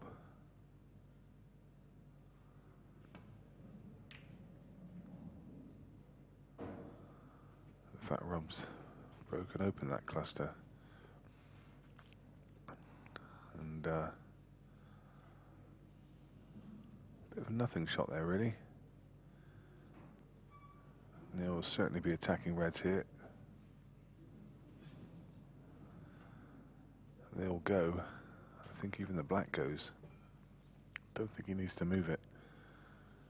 He can get to the potting angle.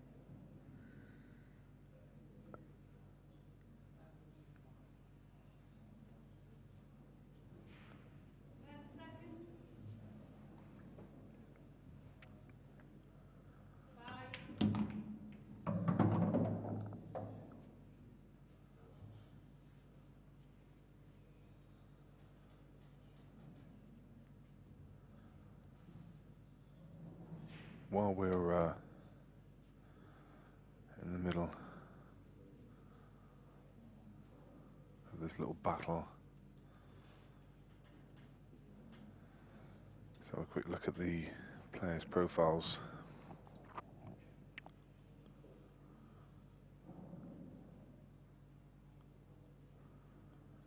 Rob Chilton, nicknamed Chilts, 46 years old. From the Midlands, married with 2 daughters, Lydia and Lily May.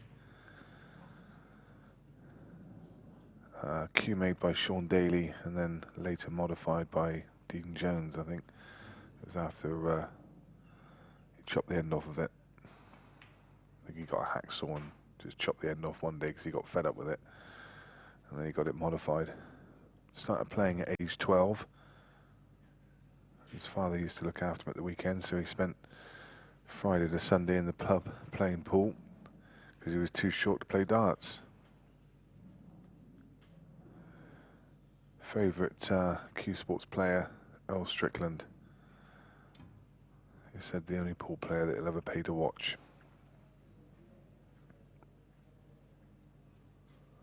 Best opponent he's ever played against is Mick Hill.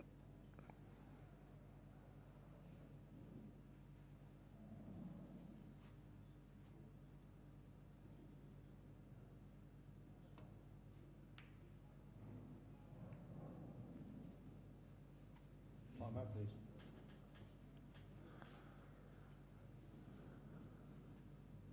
Not touching. Time running, please.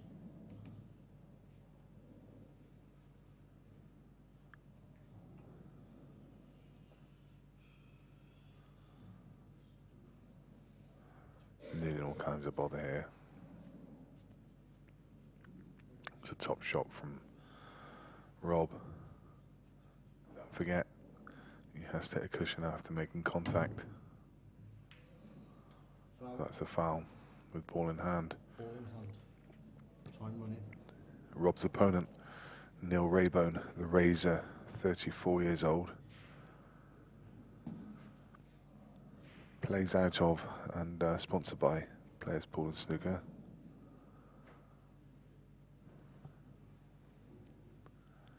Married with a son, Harry. Cue made by B&W with a Phoenix 9mm tip.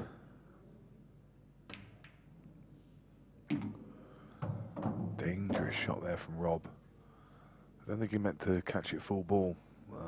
He's okay, he's got away with it a little bit, but pushing that one up table meant, after he called it full ball and the black sticking where it was, it's the only ball he's got as an option to hit.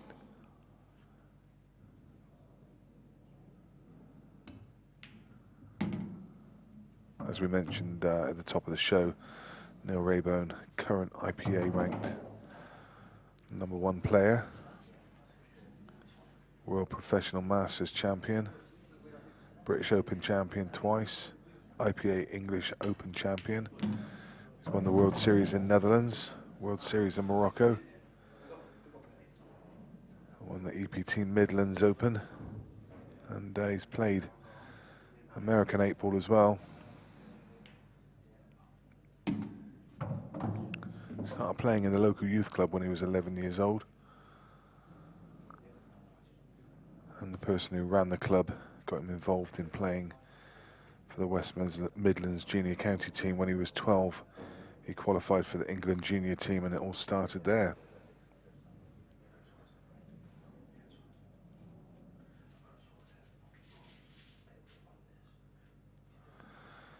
Phil Harrison's his favourite player,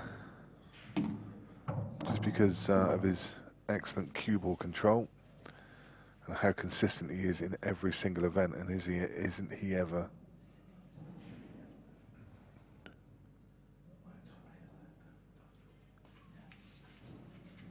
Phil Harrison marching on, by the way. He's 10-7 up against Rob Warren and on the hill. Jamie Burnett has knocked Tom Cousins into the loser's side. Jamie Burnett is through to the last 16. What an effort by him. Reeling back those years as a snooker professional.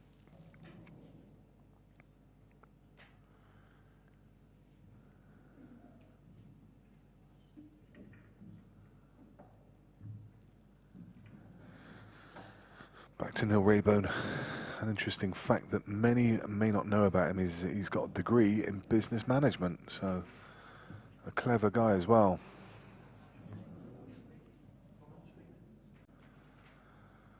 Cites 3 players as the best players he's ever played against.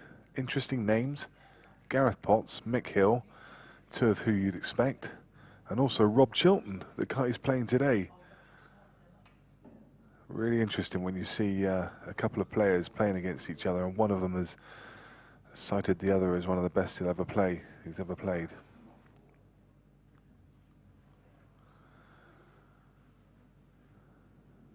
And very positive person. Always able to turn a negative event into a positive.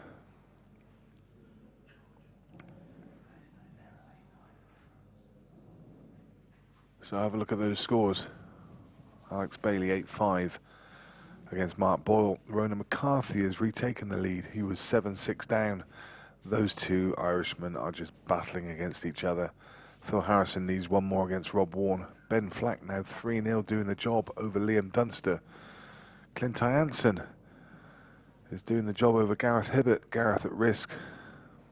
And in losers qualification, those games just getting underway. Jimmy Croxton has taken the early honours versus John Rowe. Carl Boyce against Jack Whelan. Greg Batten is now drawn against Tom Cousins.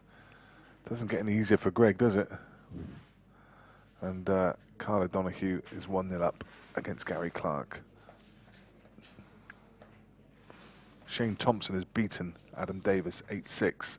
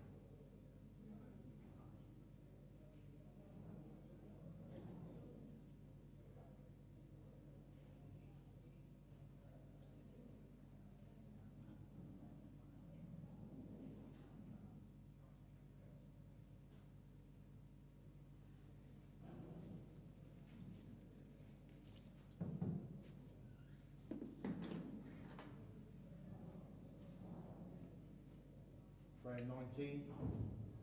Neil Raybone to break. 9 frames all. Time running.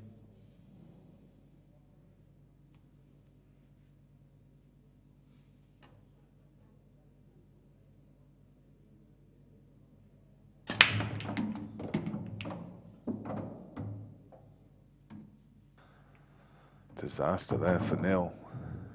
Straight in off. Didn't touch the sides.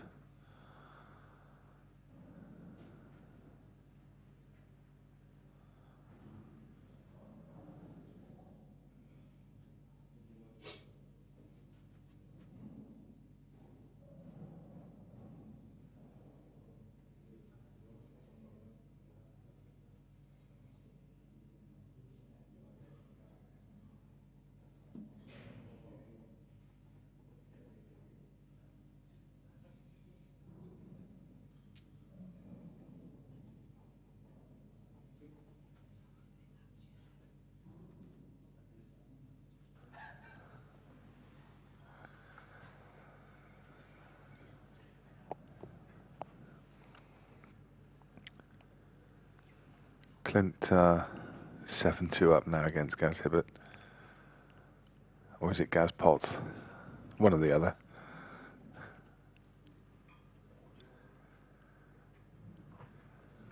My little faux pas earlier.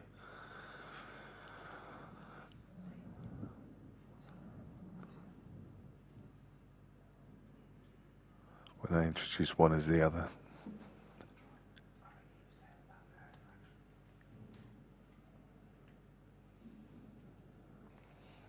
So, losers qualification starting to take shape, and those games getting underway. But the one game involving Liam Dunster is going to hold back this round for sure.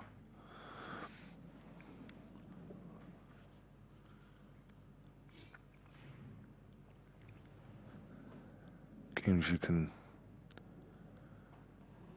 currently watch on stream are Rona McCarthy and Declan Brennan on table 11. Clint Jansen versus Gareth Hibbert on table 3. And I think that table 4 is currently being reserved for one of the matches coming up. Time running. Now Shane Thompson has gone through. He awaits the winner.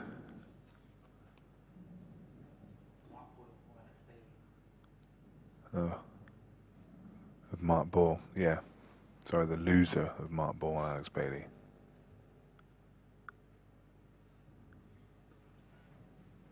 Craig Marsh awaits the loser of this game.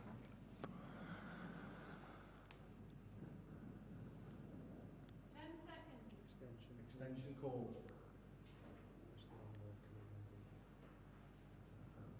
Rob really having to give this one a lot of thoughts. They're just not there. And that ball in hand is just not helping. He's just looking, thinking, I don't know what to do. Looking at the clock. Don't think he can attack from here.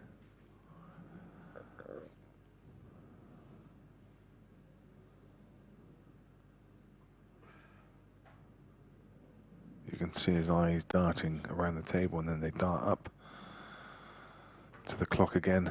Genuinely doesn't know what to do. You could see him mouth the words then, don't know what to do. This is a really tough situation, actually. He's going to have to go on the attack when he really doesn't want to go on the attack.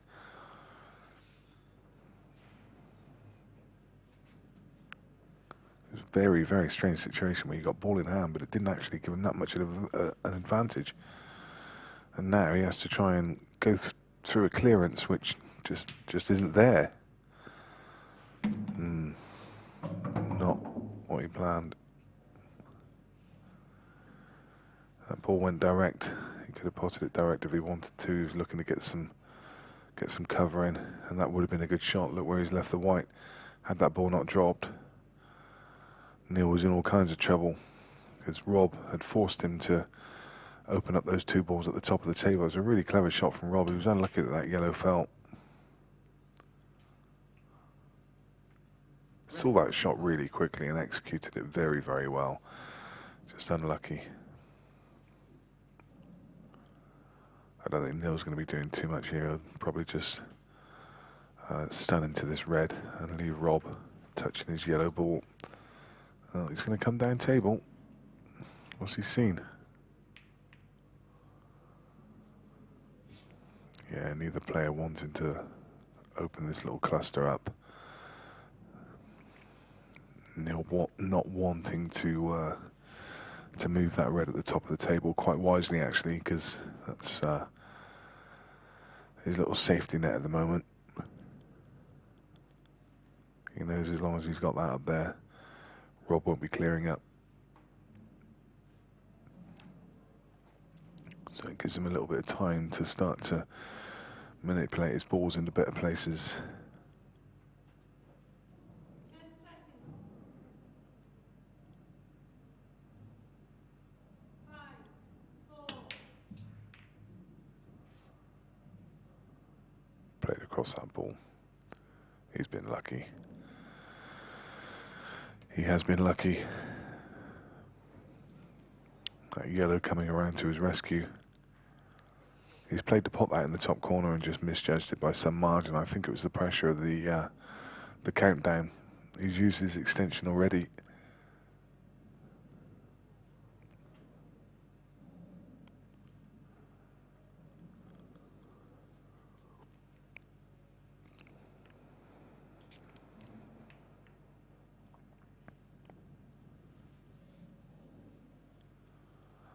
And Neil very much in command of this frame now. What an unusual frame this is. Right from the off, that early Neil going in off and Rob just getting no advantage from that in off whatsoever. He just had no real attacking options. Didn't want to attack from there because just couldn't do him any favours. Phil Harrison, you see him stood in the background. His match is complete and he beat Rob Warren 11-7. And Phil just marches on, doing what Phil does. Time out, please. Yeah, correct. Time running. Quick bat and 1 each with Tom Cousins. Dunster now 3-1 against Ben Flack.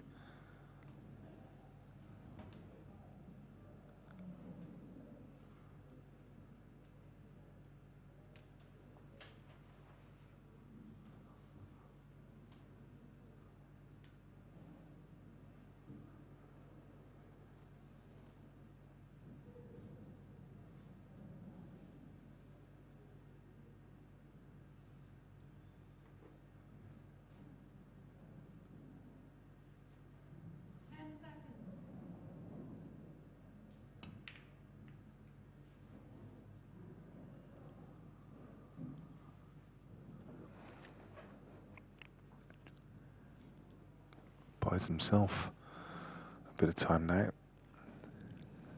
There's a lot of play left in this frame yet.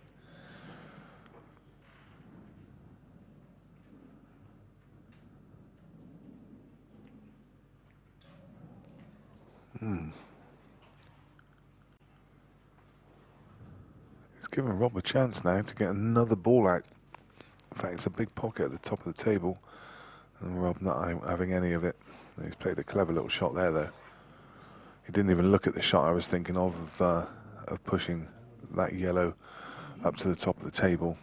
He's played a very nice snooker here. Unless Neil can just get past the black to get that red at the top.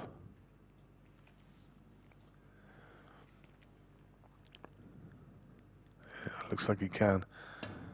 Very rare you're ever going to see a technical affair between these two. And Neil has had enough of that. Plays a nice plant double. Still got a lot of work to do, but he's going to try and force the issue. Given where the balls are, he still can choose to go on the defensive, but I don't think he's going to. Well, he is.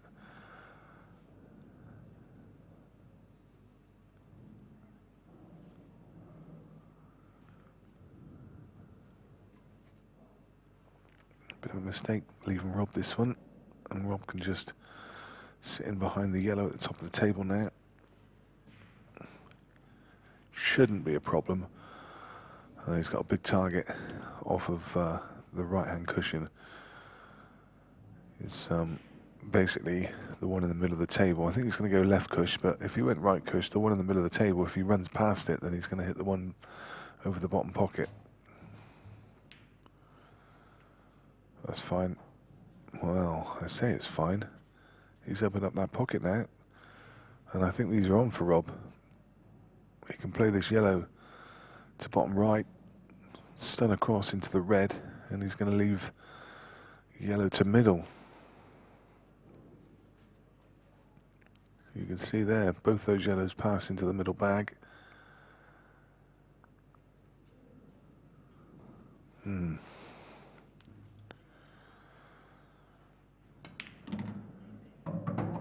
Yeah. It's okay. Could have gone wrong. Just slightly harder than maybe he needed it to be, but it was still a decent shot. He can drop this in the middle. Guaranteed to be on the ball at the top of the table. Ooh, that was the cue ball. It's in off. That's unlucky.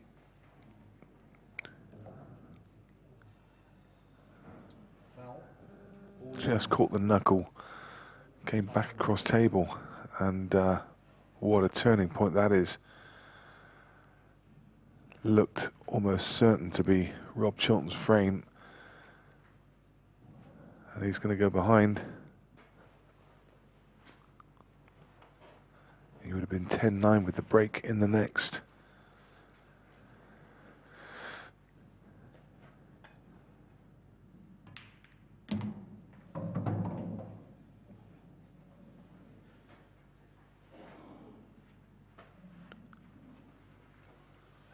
And instead, handed the frame across to nil.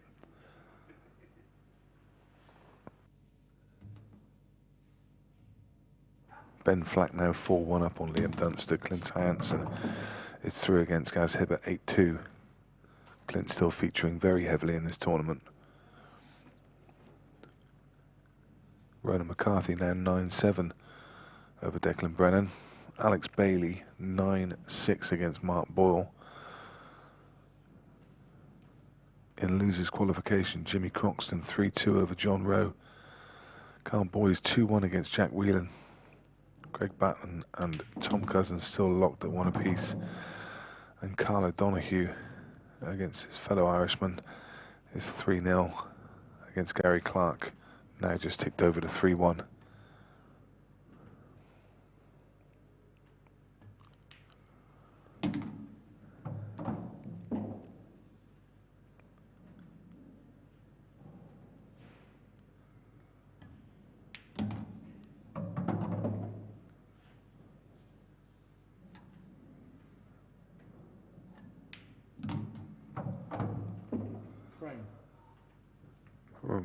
Ref calls frame. 10-9 to Rob after that tense little frame. Very, very important one. This is the difference between going into the last 16 or having to face.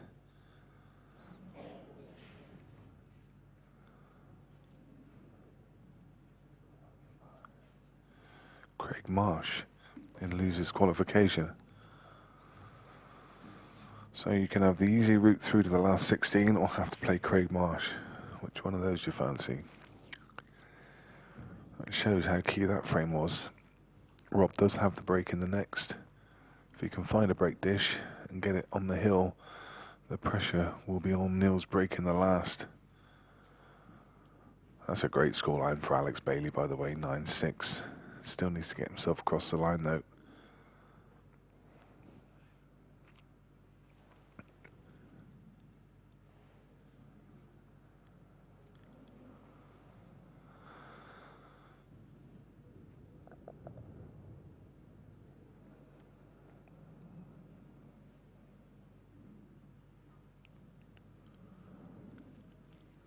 Ref doing a great job. Frame 20. Calls frame. To break. Frame 20. Time running. And it is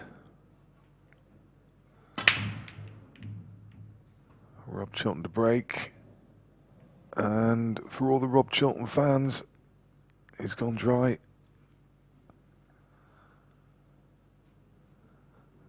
And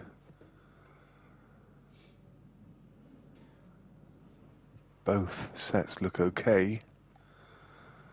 I think I would probably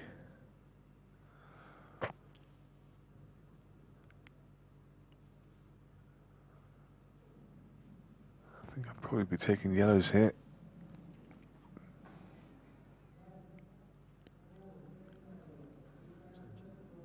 But all the balls do have a pocket in both sets.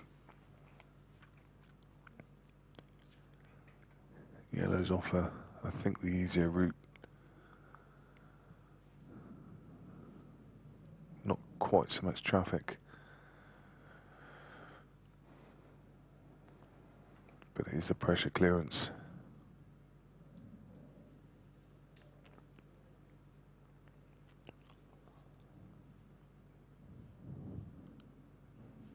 Rob will just be hoping for a chance. Well, Neil, I think, forced him to go in reds. Red balls in play. It definitely was one of those. I think it was a toss a coin. I think what did it for me was the yellow and red close to each other just beneath the bulk line. When you move the yellow to the left of it, it opens the other yellow to the middle bag. The red actually does go to top left, so it's not so bad from the other camera angle. I didn't think it went to top left, so you can see why he's gone reds here.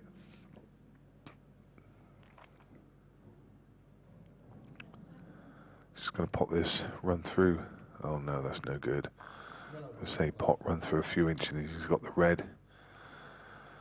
But he's given Rob a chance. Now, that yellow at the bottom of the table, well, towards the right of your screen as it is now, the yellow just above the red, does it pass into that bottom right? That may be another factor why Neil went for reds.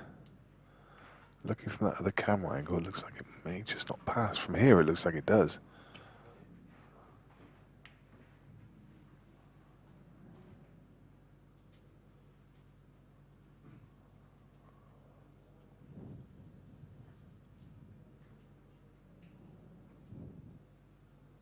I thought Rob had an opener to middle there.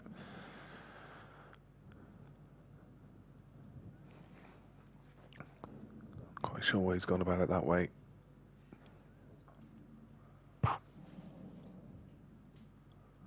Maybe doing him a disservice.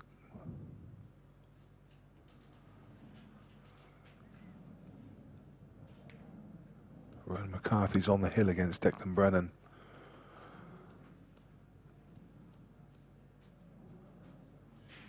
Mark Ball's fighting back, it's 9-7.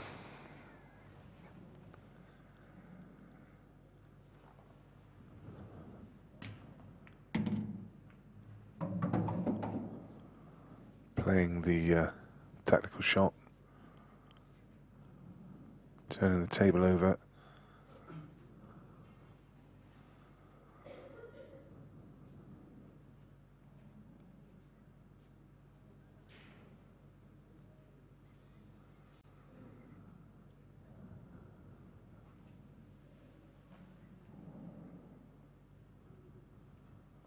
A clever shot there from Rob. Look what he's left here for Neil.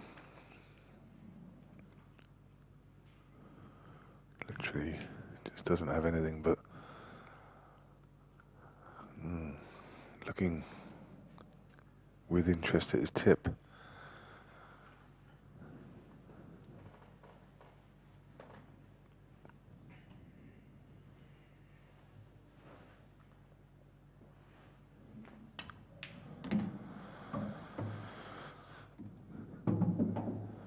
And suddenly it's opened up a half a chance for Rob.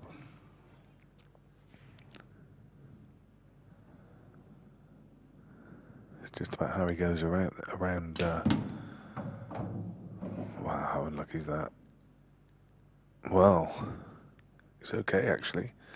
He definitely didn't play it this way, but he's on the tough yellow that he was trying to flick out. He's on it into right middle, and I think he can screw back and nudge the other one out at the same time. Been a bit fortunate there to come around the back of the one yellow he was trying to make contact with, and not flick the one over the bag. There you go. I think he has to play the one to middle now. Pretty sure he can dig into it and just... Well, he's not playing it.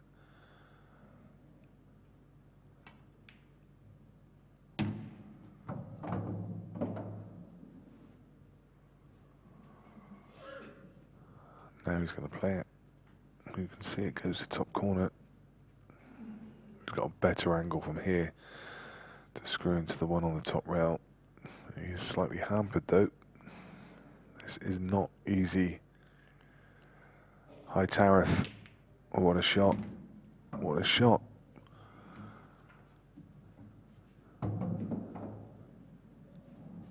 Still needs a good one here. There's traffic that could cause problems.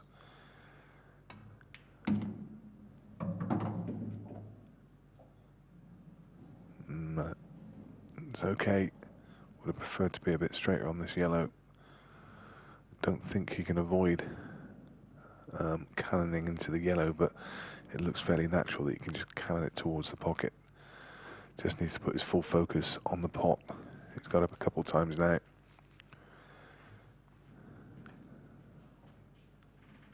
Just trying to work out the cannon.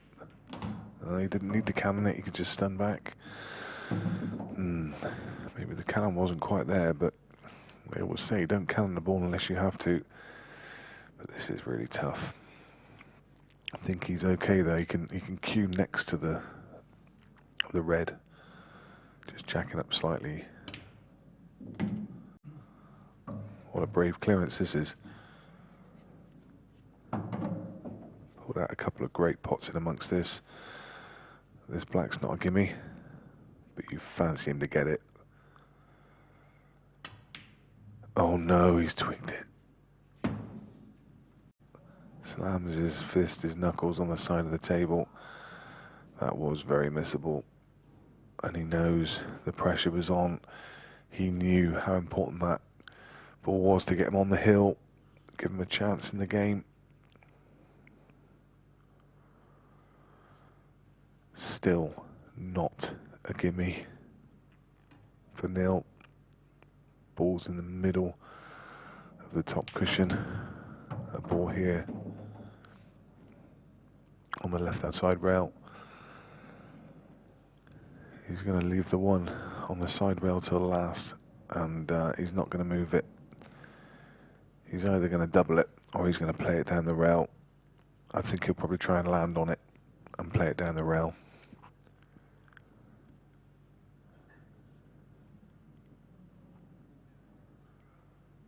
Is he going to try and move it?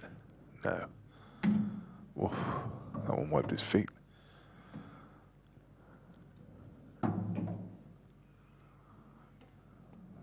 No point trying to be clever there. I just thought the way he was digging into the ball for 1 second, he was going to try and come down and knock that ball out. But just not necessary. Still shaking his head. This is way thinner than he wanted it to be. This is still a tough clearance.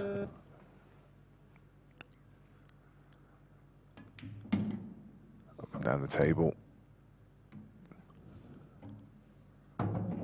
Wow.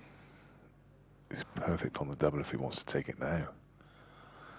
He's also perfect on the one at the top of the table to drop on the one down the rail. He's going to take the one at the top of the table. That's the one he played for.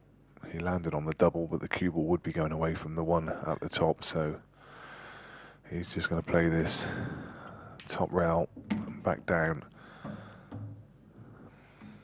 Now then, doesn't have to do anything with the cue ball. He can fully focus on this shot, and this is for the match. Pressure is on this one. Has to hit it absolutely perfectly. These are as hard as they get. Just a few mil off the cushion. Easier if they're touching the cushion. Easier if they're a few inches away. When they're this close, easy to hit too thick. Hard shot for the match. No. No. As I say, that is a tough shot and an easy one to miss when you're under that kind of pressure. And fittingly, it's 10 frames each. This game is on the hill. What another great match that we brought you here. Inspired choice between Rob Chilton and Neil Raybone. Winners qualification, Carl Boyes is 4-1 up on Jack Whelan. Alex Bailey still 9-7. That is an absolute grind, that game. Ben Flack 4-2 up against Liam. John Rowe 5-3 against Jimmy Croxton. Greg Batten now 3-1 down against Tom Cousins. Carl O'Donoghue 4-2 up against Gary Clark. Clint Jansen's taking the first frame against Rob Warren.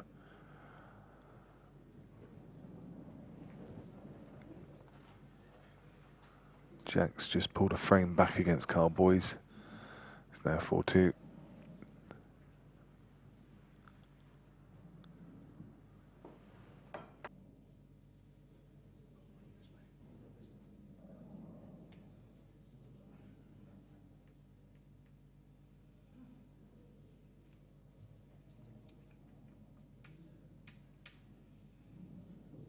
The 21st and final frame, Neil Raybone to break, 10 frames all.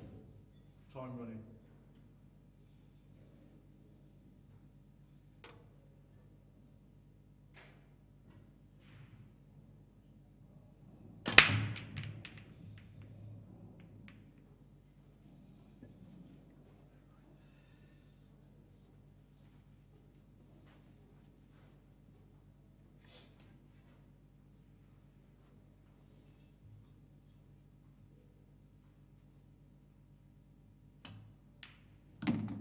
Yellow ball's in play.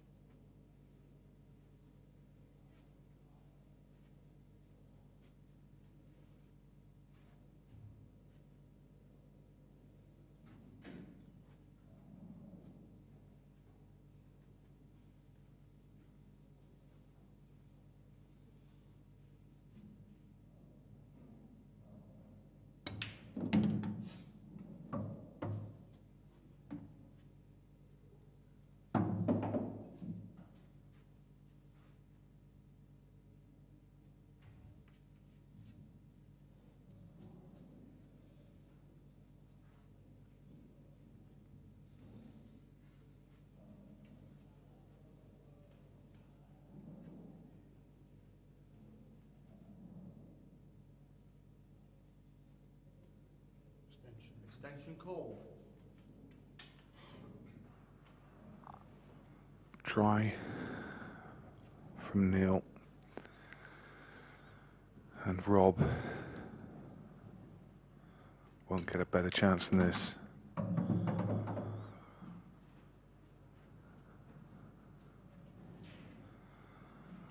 Just a delicate little dab to drop this one into the middle.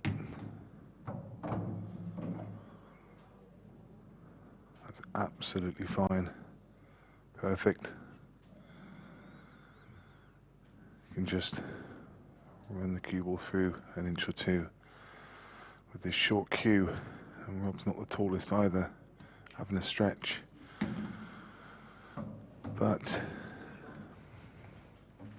you can drop this in the middle, run the cue ball down, round about the blue spot, and this simple yellow as a stun shot to leave a straight black to middle. And Rob Chilton comes through this hill game, taking advantage of that nil Raybone break. And how harsh is this game? Decided on a final break in the deciding frame, but it's not over for nil Raybone. He will now go straight across to play Craig Marsh in losers qualification. Rob Chilton marches on into the last 16. What a great game we have witnessed there. One of the classics. Brilliant. Incidentally, Alex Bailey's just gone on to the hill versus Mark Boyle. Wow. What can we say about that game? Fantastic. Greg Batten's fighting back against Tom Cousins. It's now 3-2. We will grab a word with Rob Chilton in just a moment. We'll have him in the commentary box.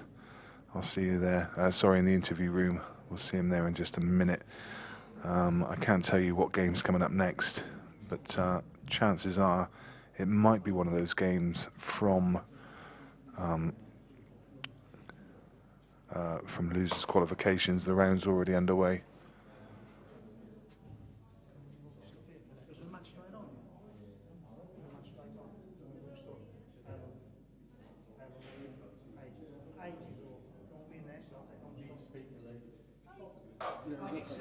Okay, so it looks like there's no further game on the stream until the last 16, which is actually due on at 9 o'clock. They might get some of those games because losers qualification is currently happening, and the winners qualification is almost over. So there might be an earlier start than that. So as soon as we get an update, we'll let you know.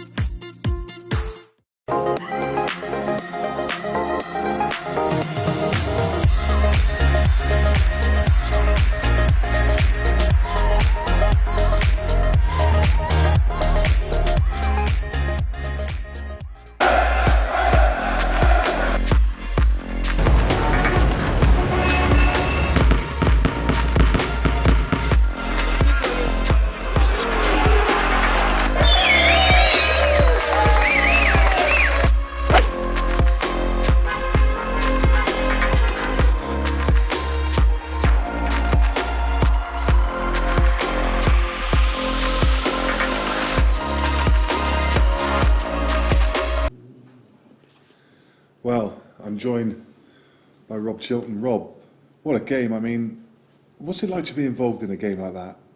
You just want to get over the line, really. You look exhausted. I mean, it is. Well, yeah. Does it take it out of you? A little bit, especially playing Neil, one of my best mates. You know, he's Yeah. tough. Like, so I want him to go dry, but I don't. You know, it's catch-22. Yeah. I'd rather he would than not, but there's a little bit of me which wish he wouldn't just left them that easy for me. Like, Yeah, if he yeah, clears yeah. up, it's like.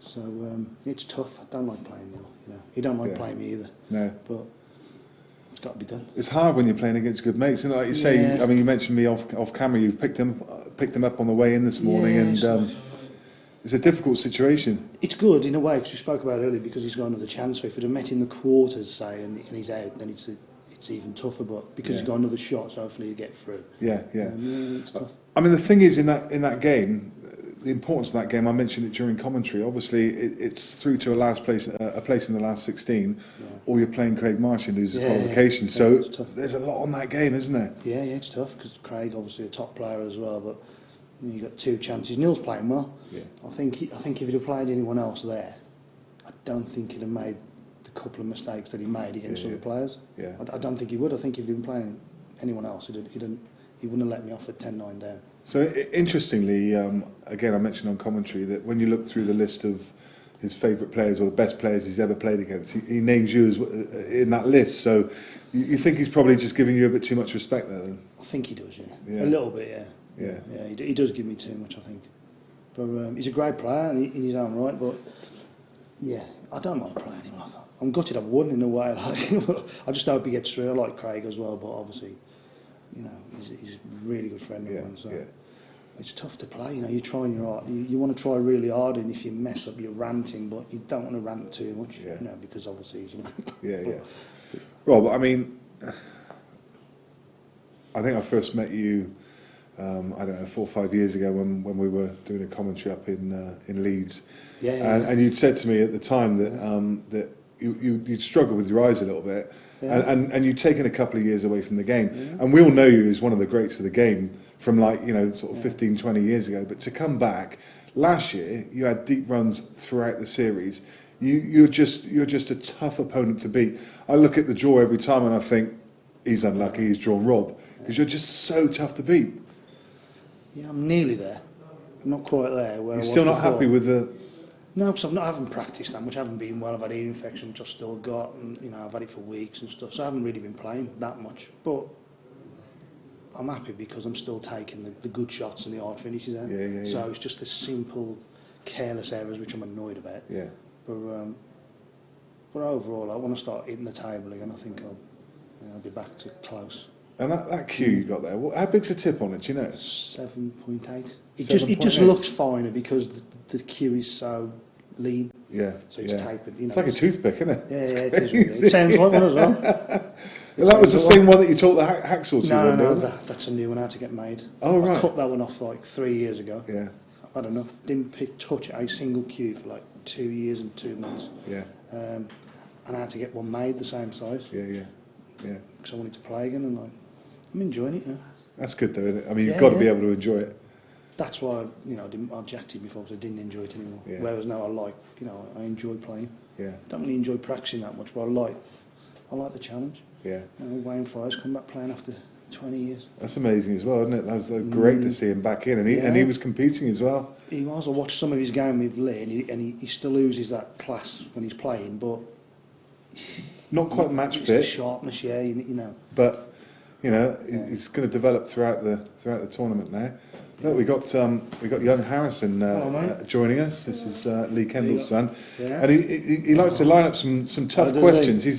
We call him the quizmaster. Go on then. So fire away. What would it mean to you to win the series? To win this event, yeah. It'd mean a lot, really. Probably one of my biggest achievements because of stopping playing and coming back at my age. We won't mention it. I'm not as old as your dad, not quite, but it'd be a big achievement. Yeah, I've got like a couple of finals last year and stuff, but I want to get over the line, and one of these would be great to win. You play great. Hope you win your next games. Is that what? Sorry. Hope you win. Oh, you hope I win? Yeah, hope you win your next game. Fantastic. We don't know who the next game is, of course, because good. As long as you hope I win, that's fine. Yeah, there's going to be a draw. I mean, obviously, winners' qualification is just about over. Losers' qualification up next, and then we'll get the draw for the last 16. Do you care? Do you care who you get? I never had really. No. Doesn't matter, does it? Well, You're just going to beat who's in front of you. The top players, aren't they? It's like whoever you play is going to be. It is going to be a tough game. When it's double a limb. Yeah. You don't get many get sneak through who can't play. Rob, It's quite honestly, it's always a pleasure to watch you. It's a pleasure to see you back at very close to your best. And not far. thanks again, Harrison. Was that the last questions? You All got some done? more. Brilliant. Thanks well done for the again, questions. sir. Cheers, thank you. Cheers, Rob. No problem. Best of luck for the rest of the tournament, thanks a mate. lot. We're going to be back. The next time we're back on air will be for the draw for the last 16. Keep your eye on losers qualification. Those games are still ongoing. There was one game left over in winners qualification 2. That's going to make up the last 16. We'll see you back with the draw and back with the action on the table around about 9 o'clock probably. See you then.